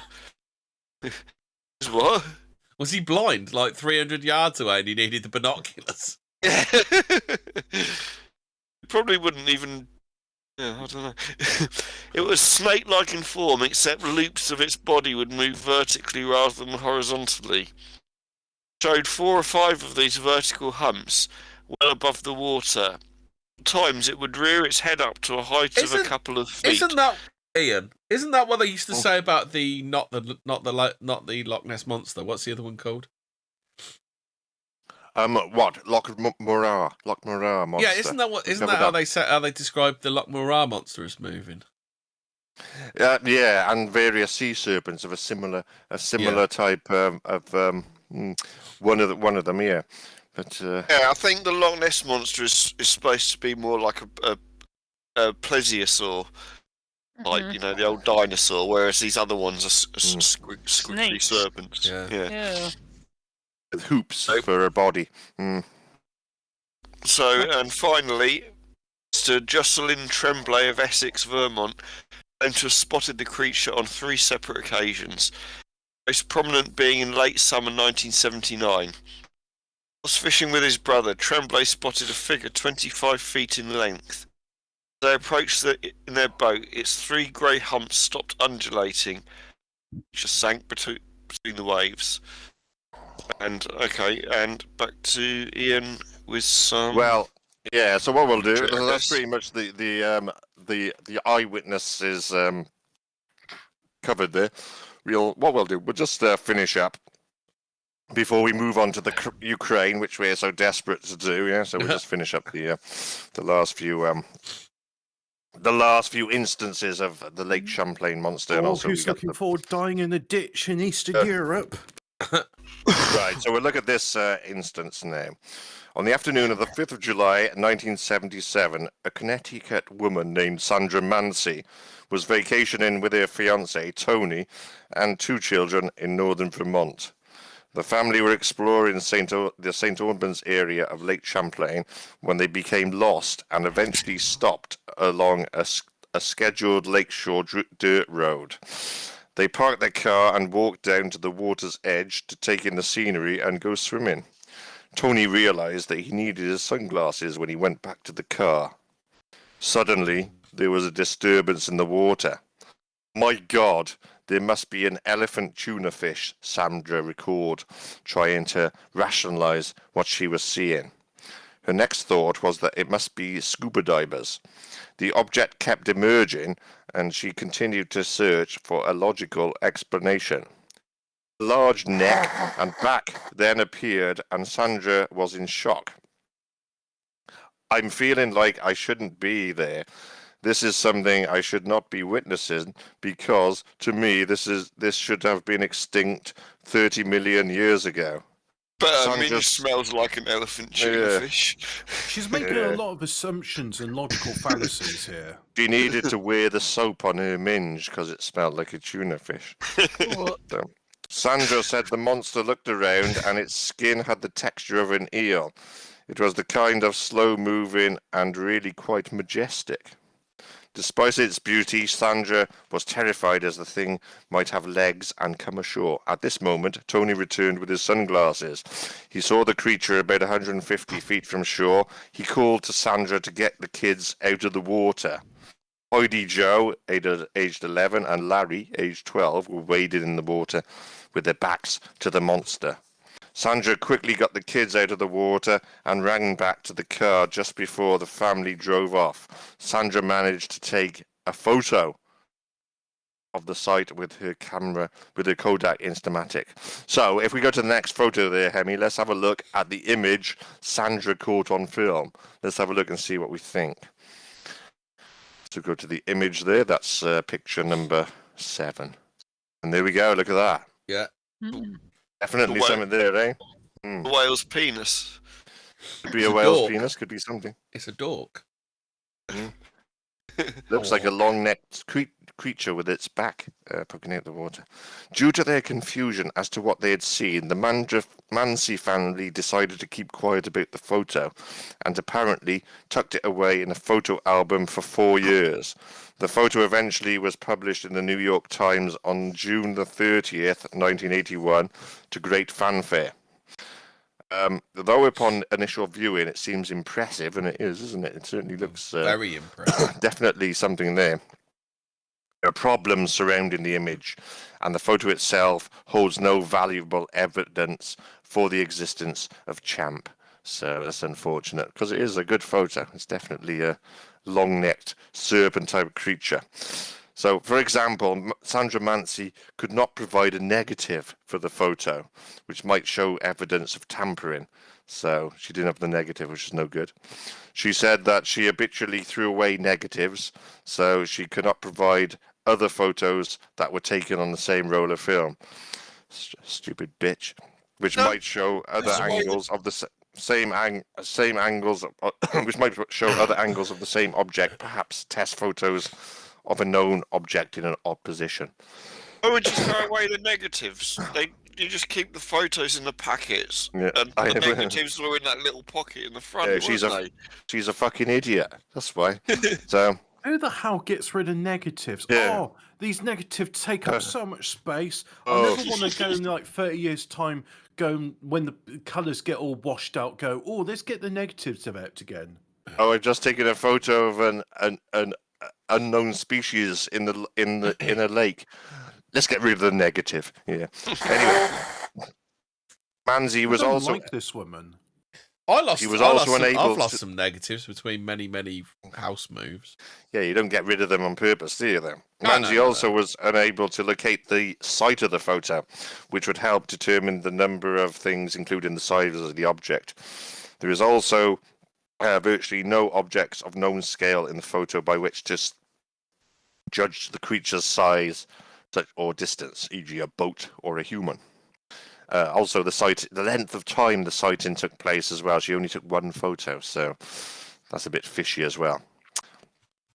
And the fact that Mansi waited for years to make the photo public is also suspicious. Nancy's a stupid name. It sounds like Nancy, but if like some foreign was trying to pronounce it, and they ended up saying Mansi, like, it's M for Mansi. But also, if you look at the actual picture there, if you look at the neck and the body are sort of separate. If you look at the angle that the neck goes into the real problem I think that's got is that whatever it is looks flat and bent and curled round. Bent. Yeah. But yeah, it could be the flipper of a whale, perhaps. But I'll never know because Sandra Mansi is dead. But anyway, theories of what Mansi saw vary.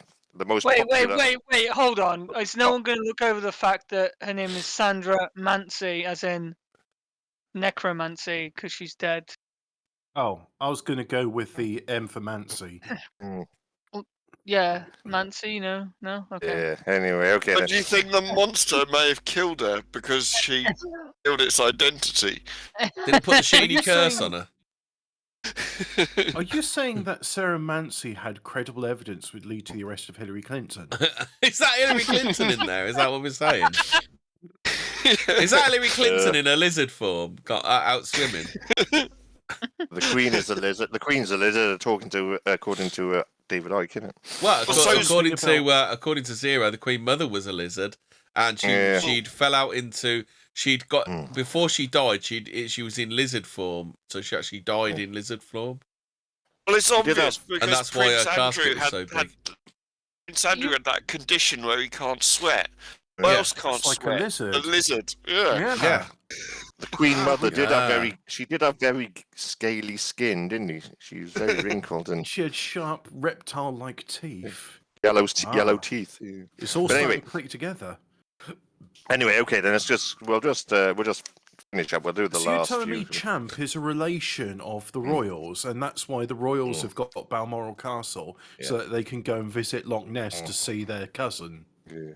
Anyway, okay. The theories of what Mansi saw may vary. The most popular is that she took a photo of a tree trunk. Let's go to the next picture and we'll just see a possible tree trunk formation. Just go to picture number 8 there, and we'll have a look at the possible tree trunk floating in That's a very champ type. specific looking tree trunk, isn't it? Yeah, but it could be though, couldn't it? So I don't know. It looks too flat for that, to be honest. I think it really looks flat and weird. It would work though. It's possible, isn't it? It's an Yeah. explanation.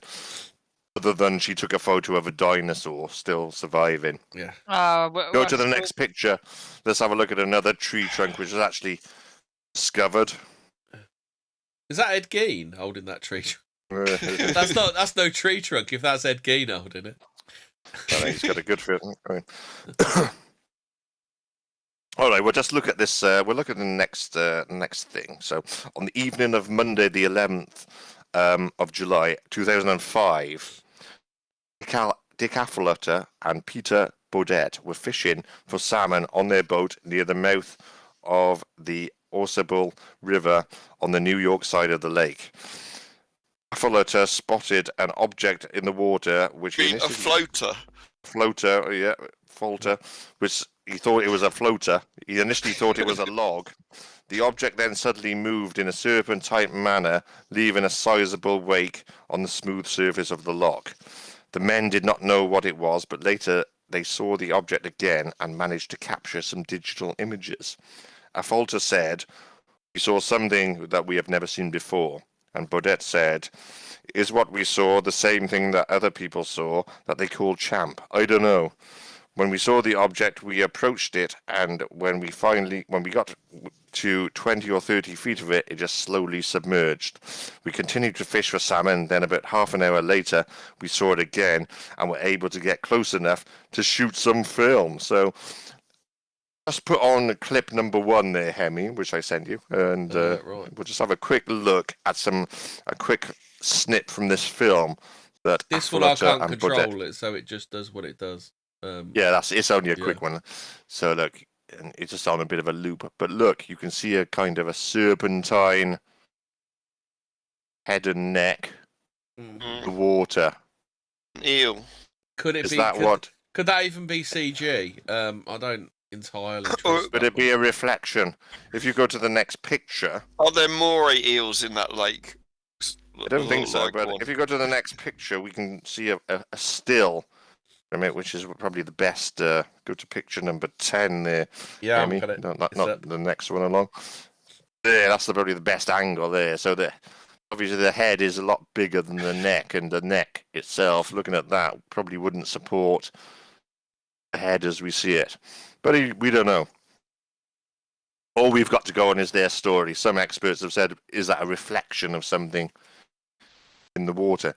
Plus also there's some kind of object behind it, some kind of square object as well. But anyway.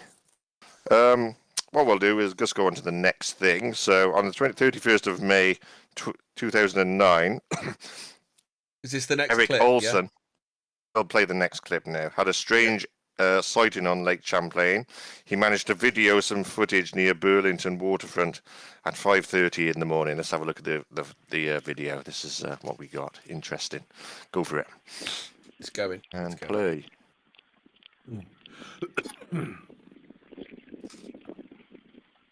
Oh, there he Is that is. an eel, is it? It was interesting, isn't it? Eh? Oh.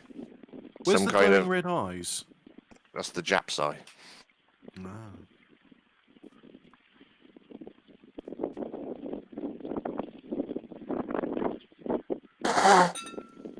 Interesting. Could be literally Only. anything, though, couldn't it? Well, but I what is mean- it? Certainly Why- ahead. Is Why it a dog? is it?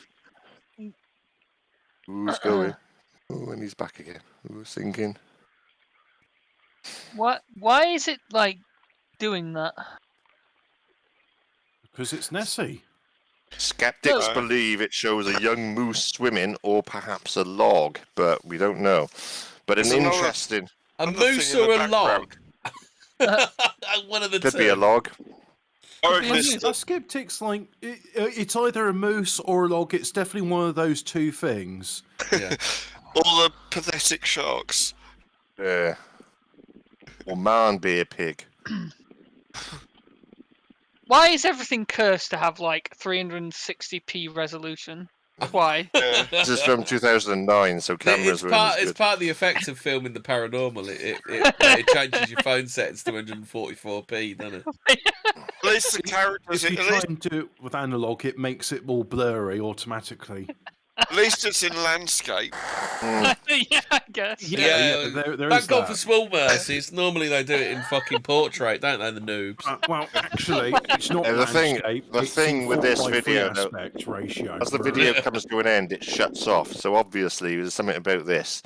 Yeah. The cameraman doesn't want you to see at the end, so maybe it is a moose Did he coming throw out of his the missus water. in the lake? Is that what you're saying? Anyway, so yeah, but that's Heading to Andorra this a few winter. things there for us to Don't be left out ponder in the over, some cold. photographic evidence. So yeah. So Yeah. anyway, we'll just tie it up now. Though there's no definitive evidence of the lake, proof of the Lake Champlain creature, researchers still carry out scientific searches of the lake. The Champ Search Group is an organisation that studies the lake in the hope of finding the monster, a bit like the Loch Ness Investigation Bureau of the 60s. On the 5th of August 2019, Katie Elizabeth, director of the Champ Search Group, made 2 interesting contacts whilst sonar scanning the lake. So let's have a look at Katie Elizabeth. Go to the next picture there. We'll have a look at the Katie Elizabeth of Champ Search.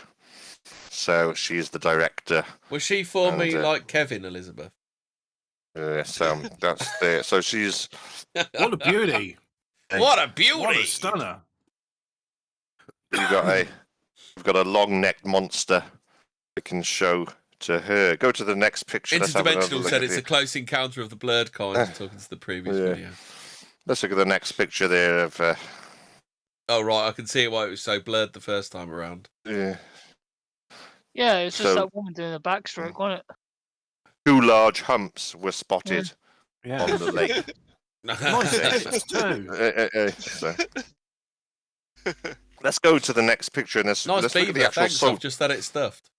let's go to the sonar. Let's go to the sonar. The sonar readings.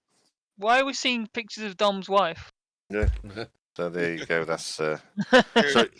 Don't the change 2 pictures yet. I wasn't finished.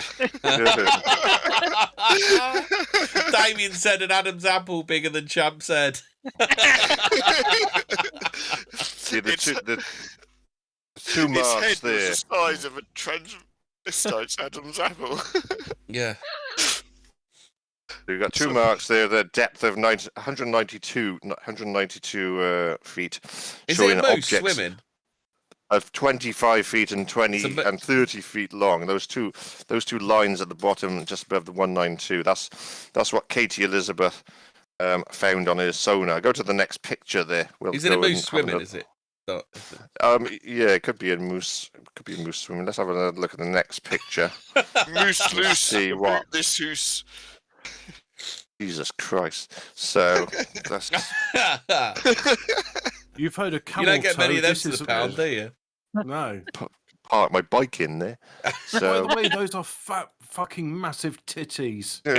Why has she got gold toilet roll though? That's the question. Yeah. why have I got gold toilet roll here? Is the one.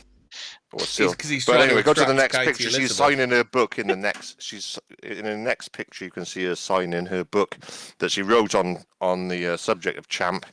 Go to picture number 15 there. Just put that one up for everyone. I'm sorry. Why do all women have to pose like that? Why? Mate, if your tits were like that, would you not? They are, but I don't pose like that.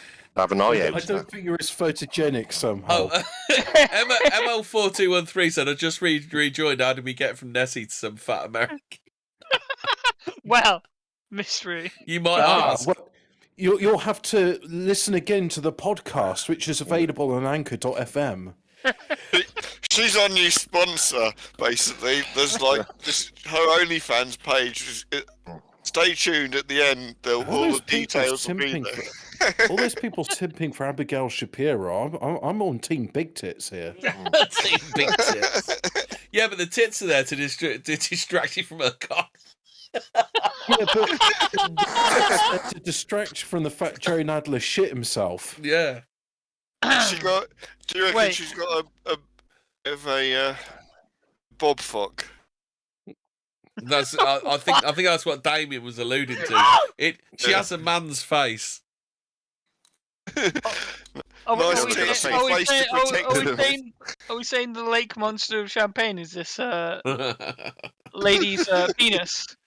Anyway, Let's okay, see. let's go to the next picture and see sorry, I what. mean, that's what the cleavage is there for, to keep you away from her face, isn't it? That you're I'm looking at that, her not her face. now, and it's like she's got a normal sized nose. It's, So anyway, there's It's the been chin, over isn't it? It's 300 the lower sightings of face. Champ since 1819, and all the witnesses be mistaken. And then, if you go to the next picture, I'm just going to tie up now. On the shore of the lake is the sightings board. They've got a lot of moose around there, haven't they? Yeah. Or logs. She was a moose, but you're not going to Yeah. look at a roll of Well, with honor moose of and people who have caboose. seen. So there you go. Yeah. You can, if you've seen Champ, you can be added to the roll of honor. There, it's a bit like doing a food challenge. But of Do you course, reckon what we'll Katie end on. Elizabeth- do you reckon Katie Elizabeth's got a roll of honour that? Coming up in the new series, Man versus Sea Monster. She's got a roll of something. Yeah, gold toilet roll. Yeah. Anyway, okay, then of course, and of course, Champ is good for the local economy. So let's have a look at the diverse couple. We go to the next picture, the diverse couple. I'll And say, see I mean, what if cheap- you can afford cheap- gold toilet roll, See what Yeah. cheap shit you can buy from the tourist shop, and then That's highly imaginative. Even There you though go. not one Champ sighting indicates at all that it's anything like a plesiosaur, they've put a No, the plesiosaur photo on did. there. The photo did. It Photo could still did, be a didn't sea it? Yeah. serpent. Like I Yeah, say, and, that was flat. So And mean, Katie just- Elizabeth as well. There were two humps. So yeah. So- There's been no indication it's had flippers in any of these there were stories. there were two humps, and I had a flip. So Yeah. it was. Uh, I had a long Dom's- neck. Dom's At the giving her time. pictures a good study to see if there's any paranormal activity on And them. there you go. So I need to give it some careful forensic. But, Her pictures now all covered in ectoplasm, so there's something spooky going on oh there. yeah, so something paranormal going on there too. But no, it's so deep dive into her cleavage. Yeah. that's He is right. It does look a bit like a scorpion as well, doesn't it? It's not the greatest plesiosaur picture, is it? Like a plesiosaur in silhouette could literally look like anything. It's like we who's can- that Pokemon? But Yeah.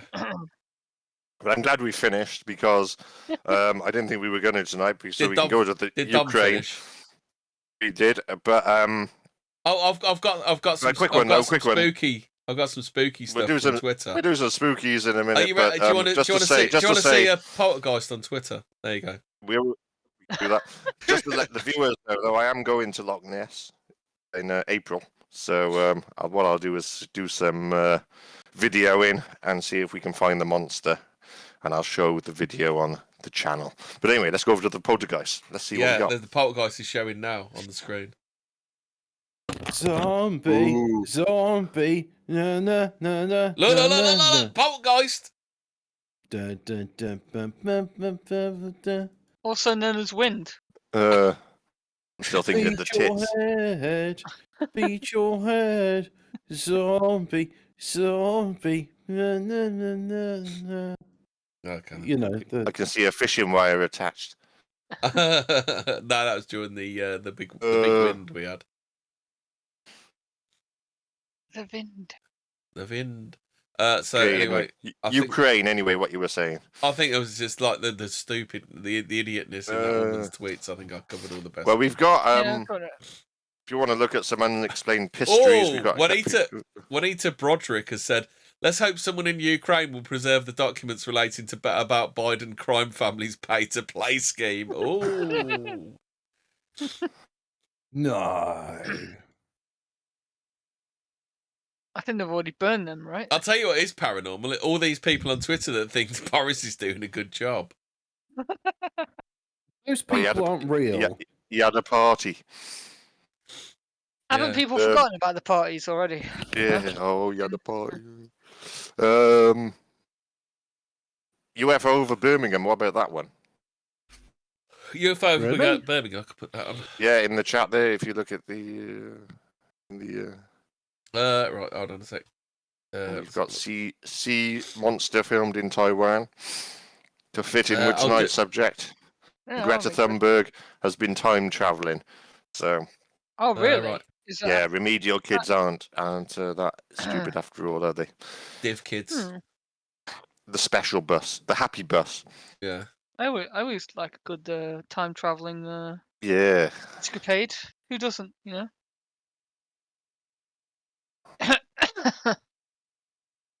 Right. I'm sorry, I've been distracted by Twitter. I thought I should see if there's anything salient about Ukraine. There we go. Right. For some reason, I can't go. 好，主播画面上可以看到一条大鱼游在海面上，有民众看到这只鱼现身，就把这影片给拍下来。虽然这片长只有短短的4秒钟，但是目击的民众都被这条鱼中出现的巨鱼吓了一大跳。而这条鱼就出现在日月潭，有民众在这里游玩的时候拍下了这条巨鱼，他们目测它的身长大概是有250公分以上，真的让人非常惊喜。而据了解呢，这段影片是一名担任船长的赖先生所拍摄的。他说他当时带着游客前往日月潭月潭。Good Lord, she's doing my head in. Have that ching chong going on in my ear. Right, so that's the catfish. Catfish. Catfish. So we've explained that one. Yeah, that's obviously. What about Greta Thunberg? Time traveling with Harvey. Let's explain this one then. Right, hold on. She's with Harvey Price. Yep. They were working down a mine in the 1800s. So a bit of a hypocrite there, because she wouldn't be working down a mine now, would she? Destroying the environment. Yeah. I know, right? Maybe that's why she changed her mind. 100 years of working in the mine and being stuck with Harvey. This one. Have a look then. What we got here then?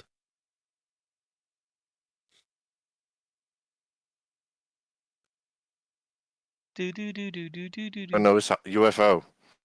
UFO over Birmingham. It's a bird. Black dot Oh, seen over Birmingham. Conclusive evidence. yeah. Black dot seen over Birmingham. We need that Danny G thing about Birmingham. Fucking hate Birmingham, Arto. Why would she pan away? Why? No. Yeah. I could make the last two things mentioned into a techno song. Black dot seen over Birmingham by the unusual mushroom. Yep. Why does he keep looking at the birds and everything but?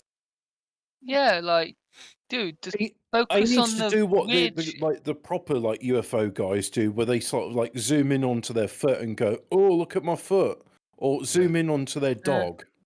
Next up, man knocked out by a single punch. Does anyone want to see that one? Is that an episode of What's paranormal Punch about Man? that? I don't know. That's that one. Did you say where's Greta Thunberg? Is she? Where is Greta Thunberg? I can't see. You've seen the little Slav kid which is smoking a cigarette, and people kept sending the picture into Greta Thunberg, and she was like, "For the last time, that's not me. I don't even smoke." People should still send her that picture. Hobbit, I've got some bad news for you, mate. I've just checked on Snopes. Should Coke always be poured on wheels when travelling alone? Hobbit. What?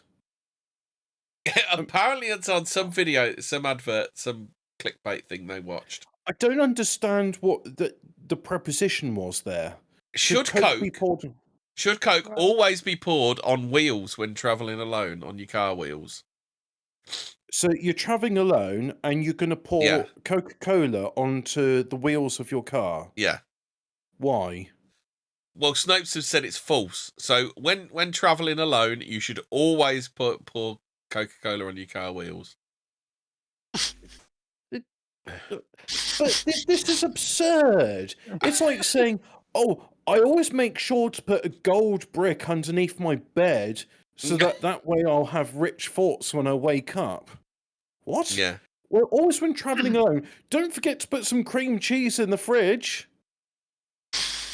Hobbit. So in sum, no, drivers don't need to always or really ever place or pour coke on their wheels or tires or rims when travelling. No, I'm reading it as it appears on Snopes. Is Snopes having a stroke? Yes, they probably are.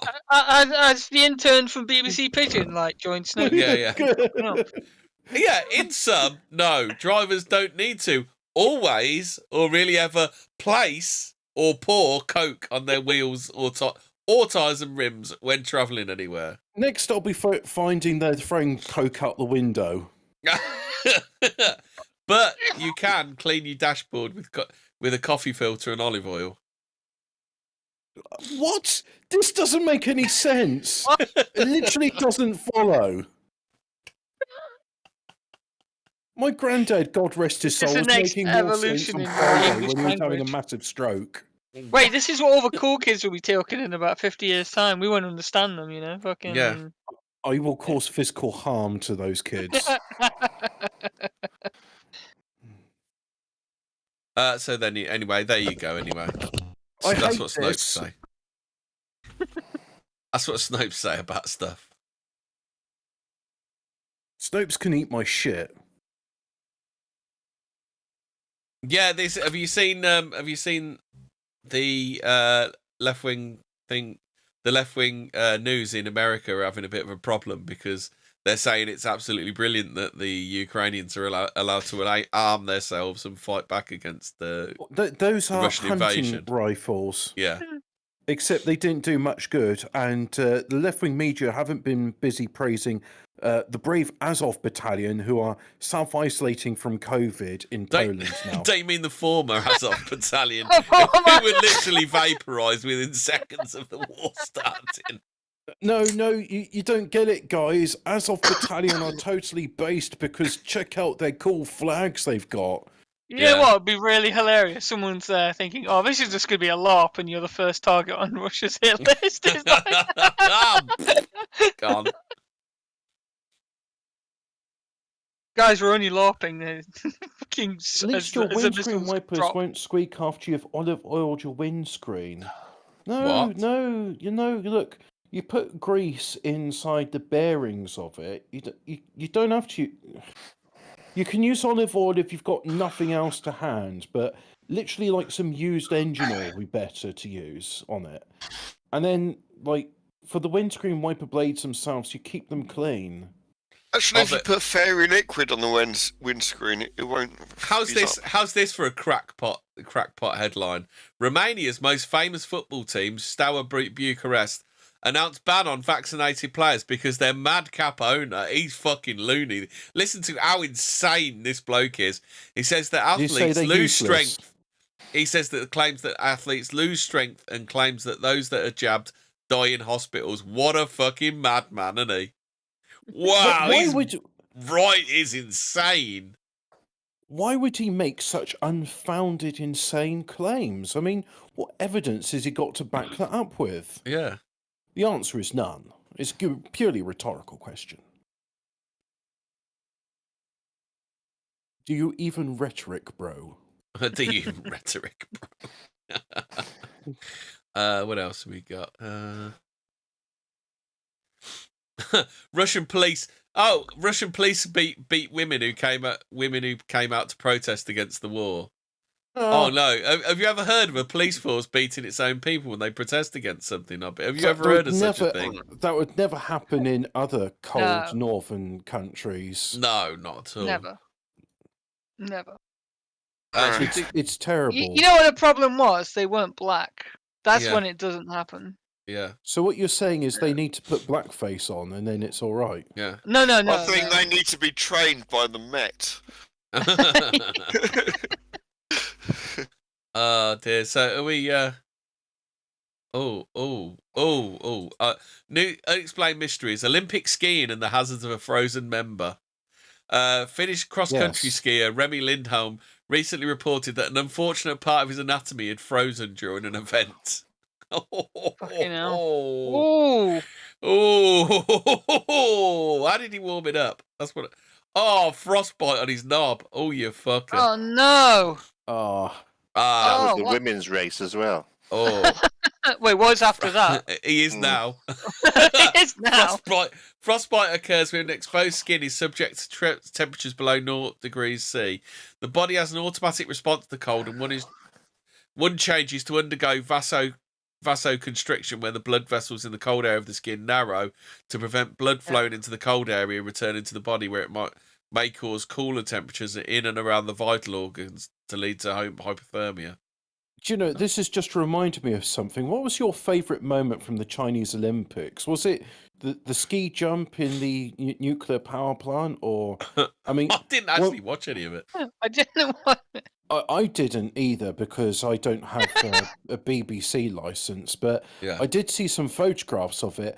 I've got to say, one of my favourite bits was one of the Olympic athletes. Hold on, Ace Spad said, you got to warm it up, buddy. You got to just put it in your mouth, buddy.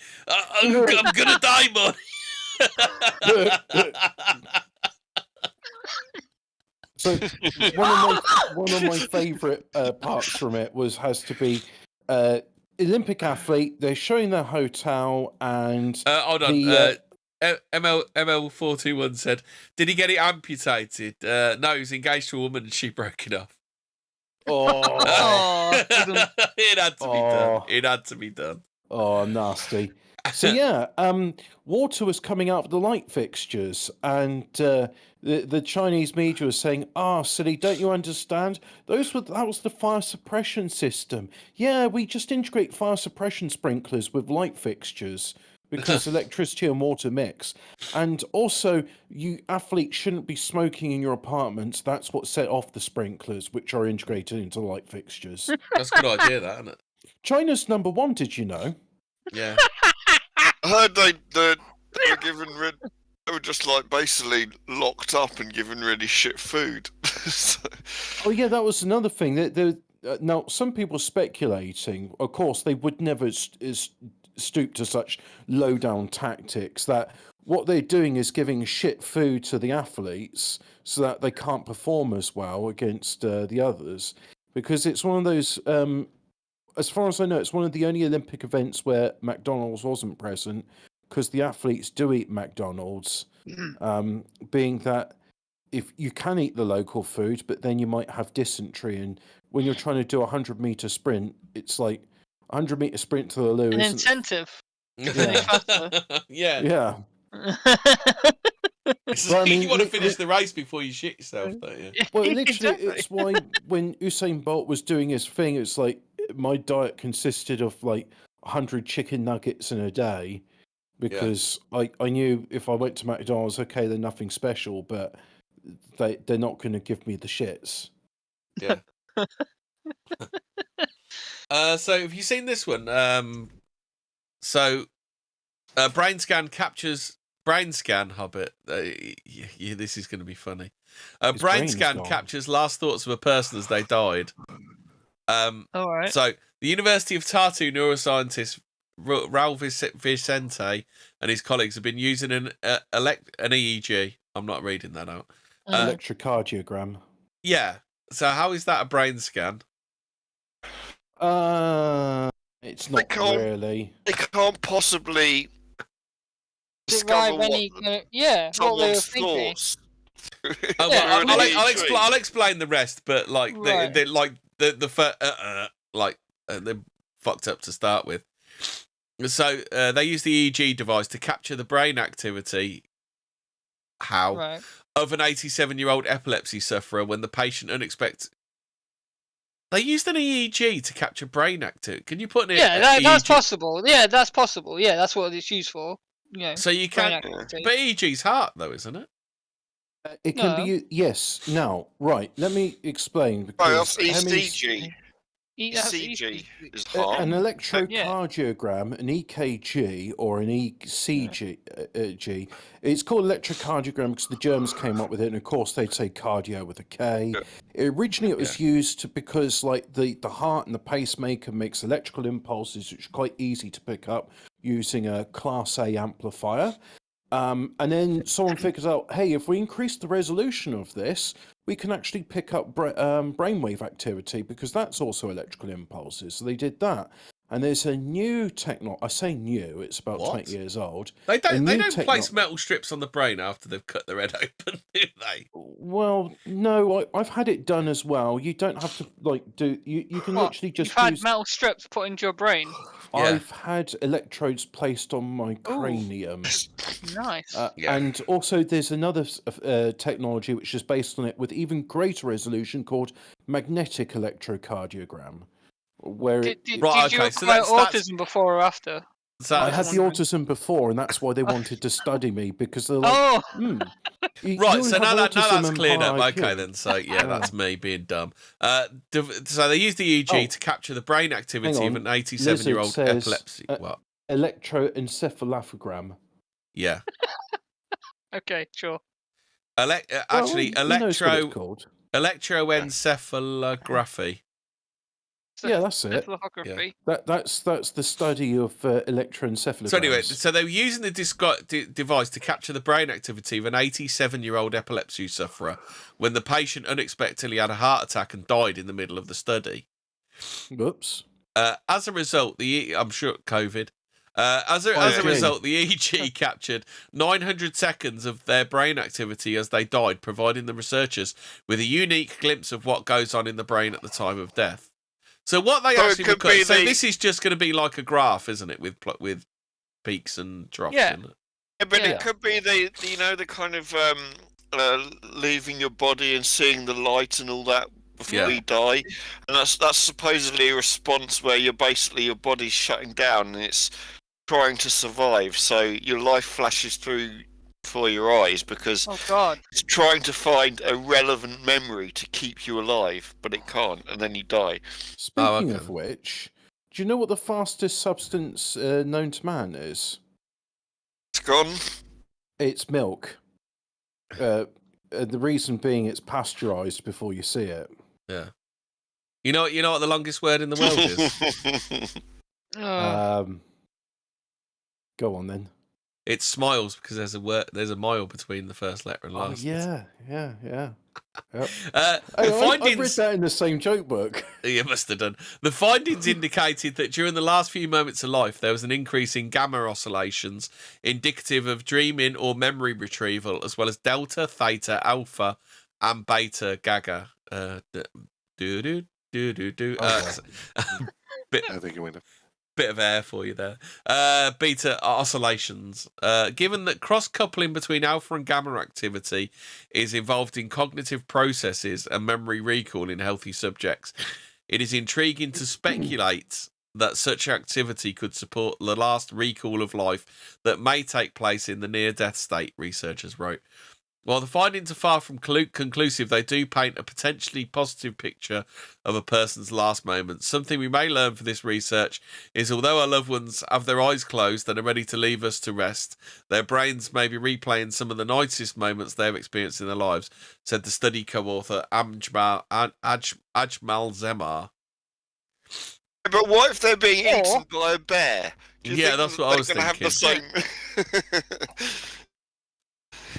Maybe, yeah.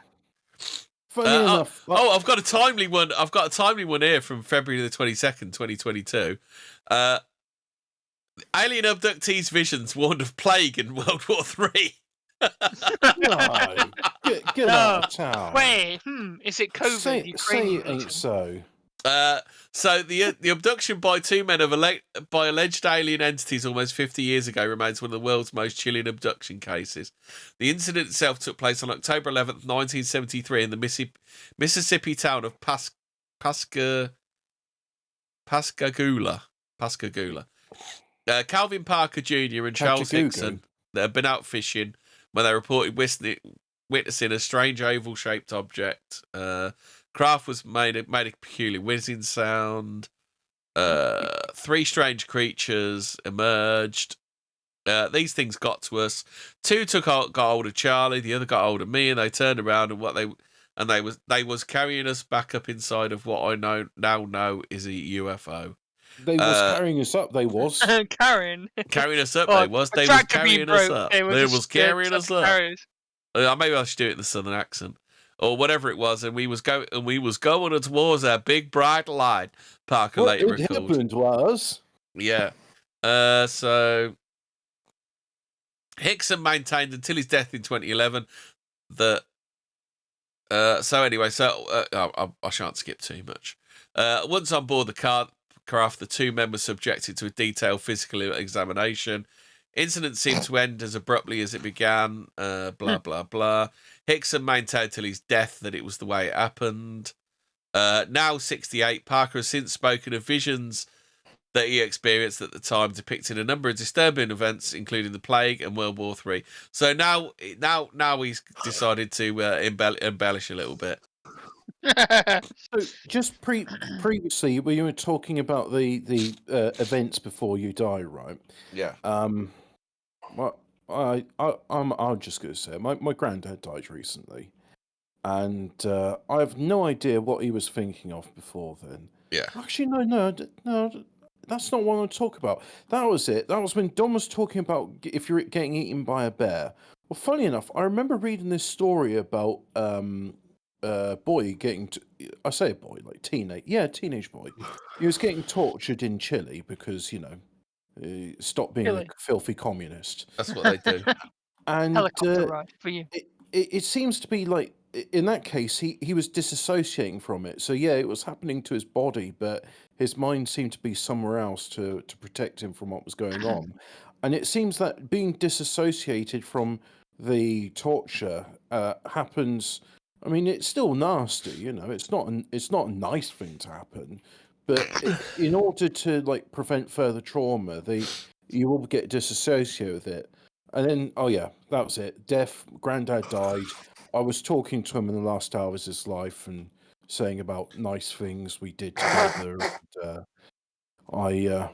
I asked him if it's like, when you go up there, can you say hello to this relative and that relative? And they speak in French, but I don't think there's a language barrier in heaven. So hopefully, well, if there is, there'll be interpreters, won't there?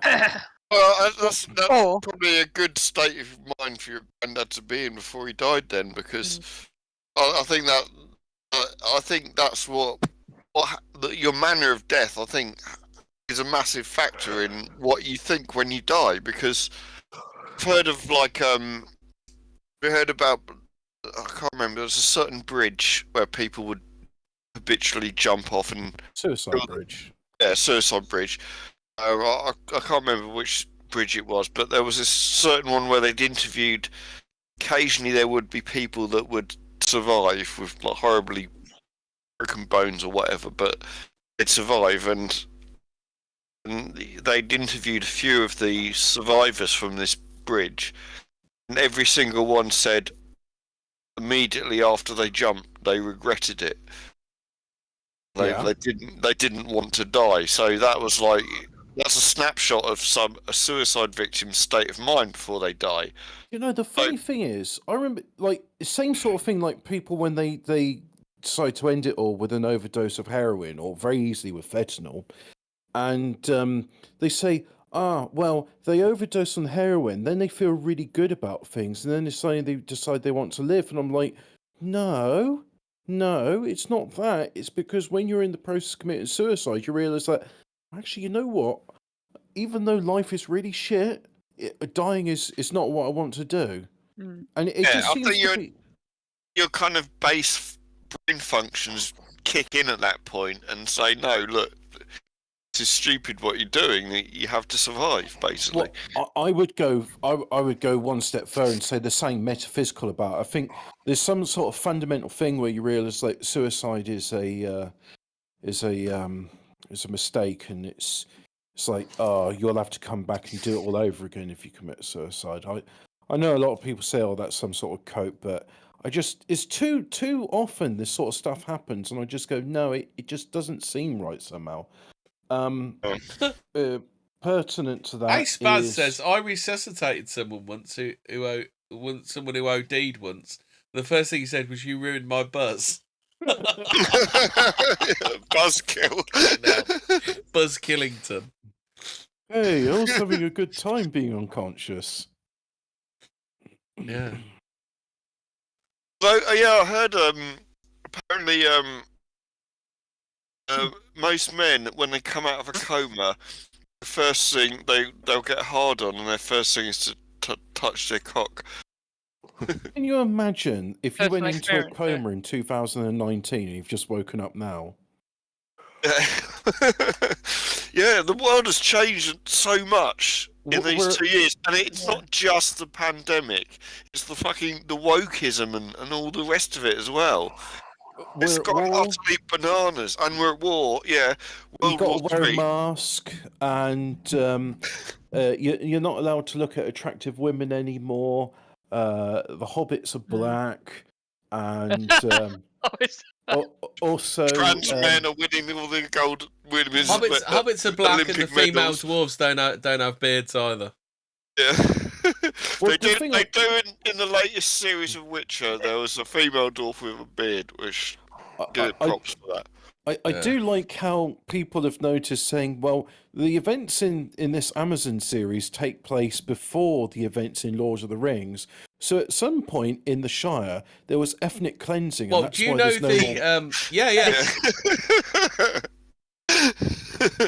in all way, because there's got black dwarves, black hobbits.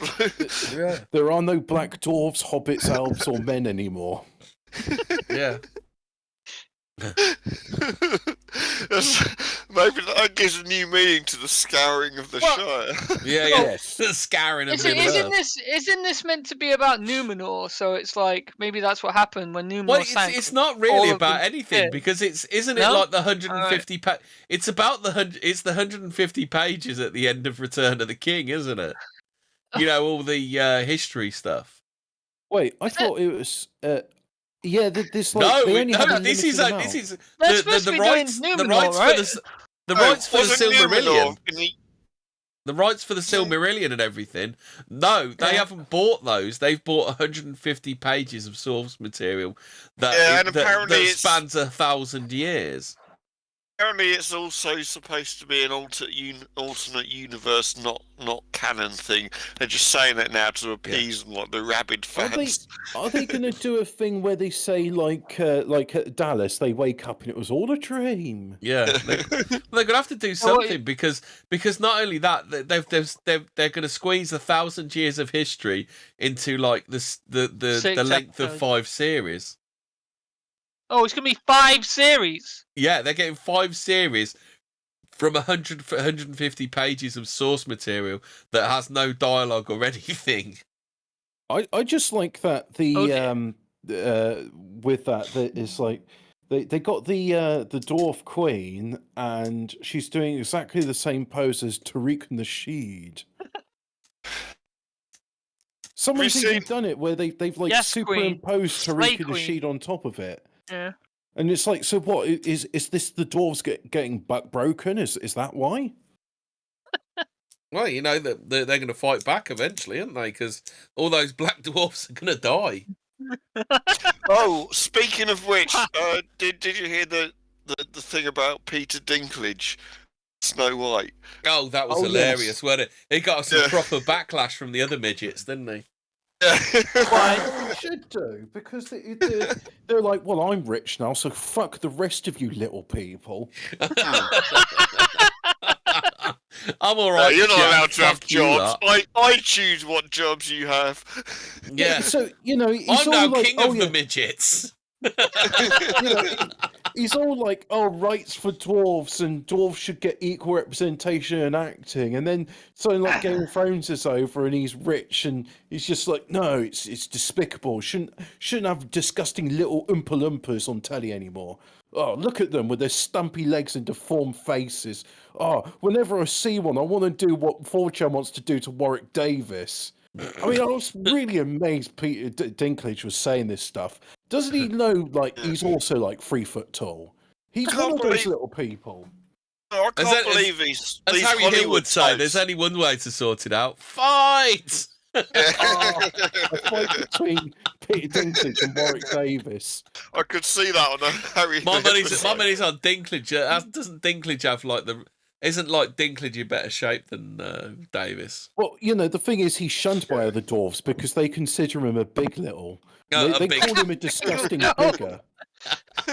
They say despite He's Peter too tall. Dinklage, Peter Dinklage making 13% of all major dwarfs on screen, he gets all the good roles.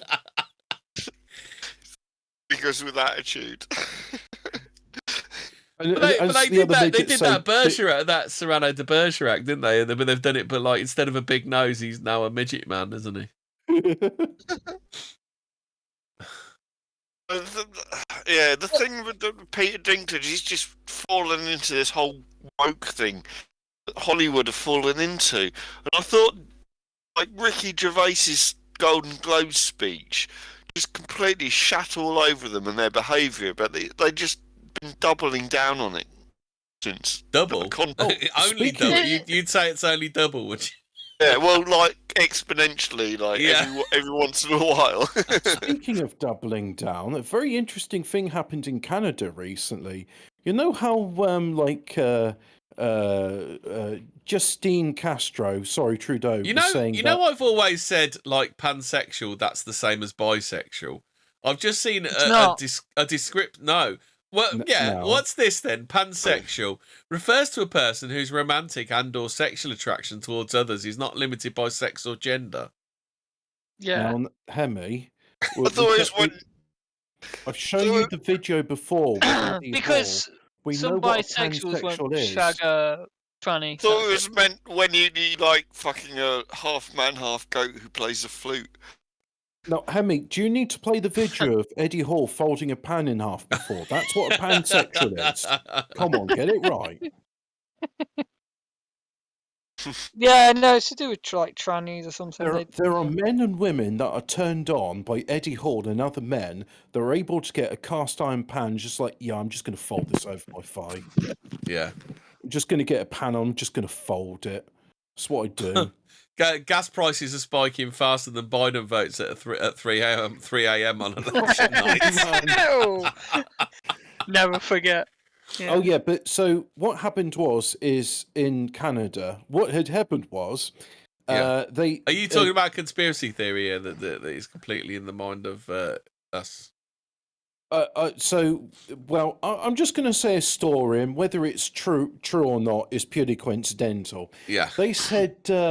We're going to freeze the accounts of anybody that's done political dissidence. And then everyone's like, oh, well, I think I better take all my money out of the bank then. And then Goldman Sachs and other guys from the temple just said, Mr. Trudeau, we're going to shut this down, oy vey, this bank run can't continue. So Justin Trudeau's like, the emergency powers, which I said were going to be permanent forever and ever. I was only kidding. I've got rid of the emergency powers. Please, can you put your monies back in the bank, please? Please. It's greedy. It's greedy, J.K. The thing is, what they should do is carry on pulling the money back, so then the bankers decide that Justin Trudeau doesn't really need to be president anymore. Well, fuck, I mean, if I was Canadian, I'd certainly be like, fuck you, mate. But I'm thinking even as like, well, you know what? England's part of the Commonwealth, and we could have a Justin Trudeau here. I don't know how many of our politicians are young leaders of the World Economic Forum. Maybe I should start like putting some cash under the mattress. Have you seen how incredibly clear the pictures from Auschwitz are? No. On Google. Have a look in general. Look how incredibly high resolution and clear the pictures from Auschwitz are, Hobbit. They almost look like they're taken with a modern camera and they've been black and whited. You're gonna have to show me the link because I don't. It's in general, in here. Oh, okay. I'm just gonna click on that then. And hey, where's my mate? I said to him, "Why don't you come?" And he's like, "Oh yeah, well, he's got a broken tooth at them, so he's probably like." He's probably kipping because he does have like narcolepsy or something, doesn't he? Yeah. Was this done recently and they just black and whited it up? No. I think that's anti-Semitism you're engaging there, Hubbard. All right, but like, why is he holding a biro? Why is he holding a biro? Is he holding a biro? Speak of the devil, he's just gone and rung me. I'll go and mute myself and answer it. But yeah, that's incredibly high quality picture, isn't it? Right, so we done, boys and girls. Yep. I think so. Right, so let's Good night all. Night all. Stay spooky. Good night. Hobbit, you doing a sign off? See you next week when we're speaking Russian. Yeah.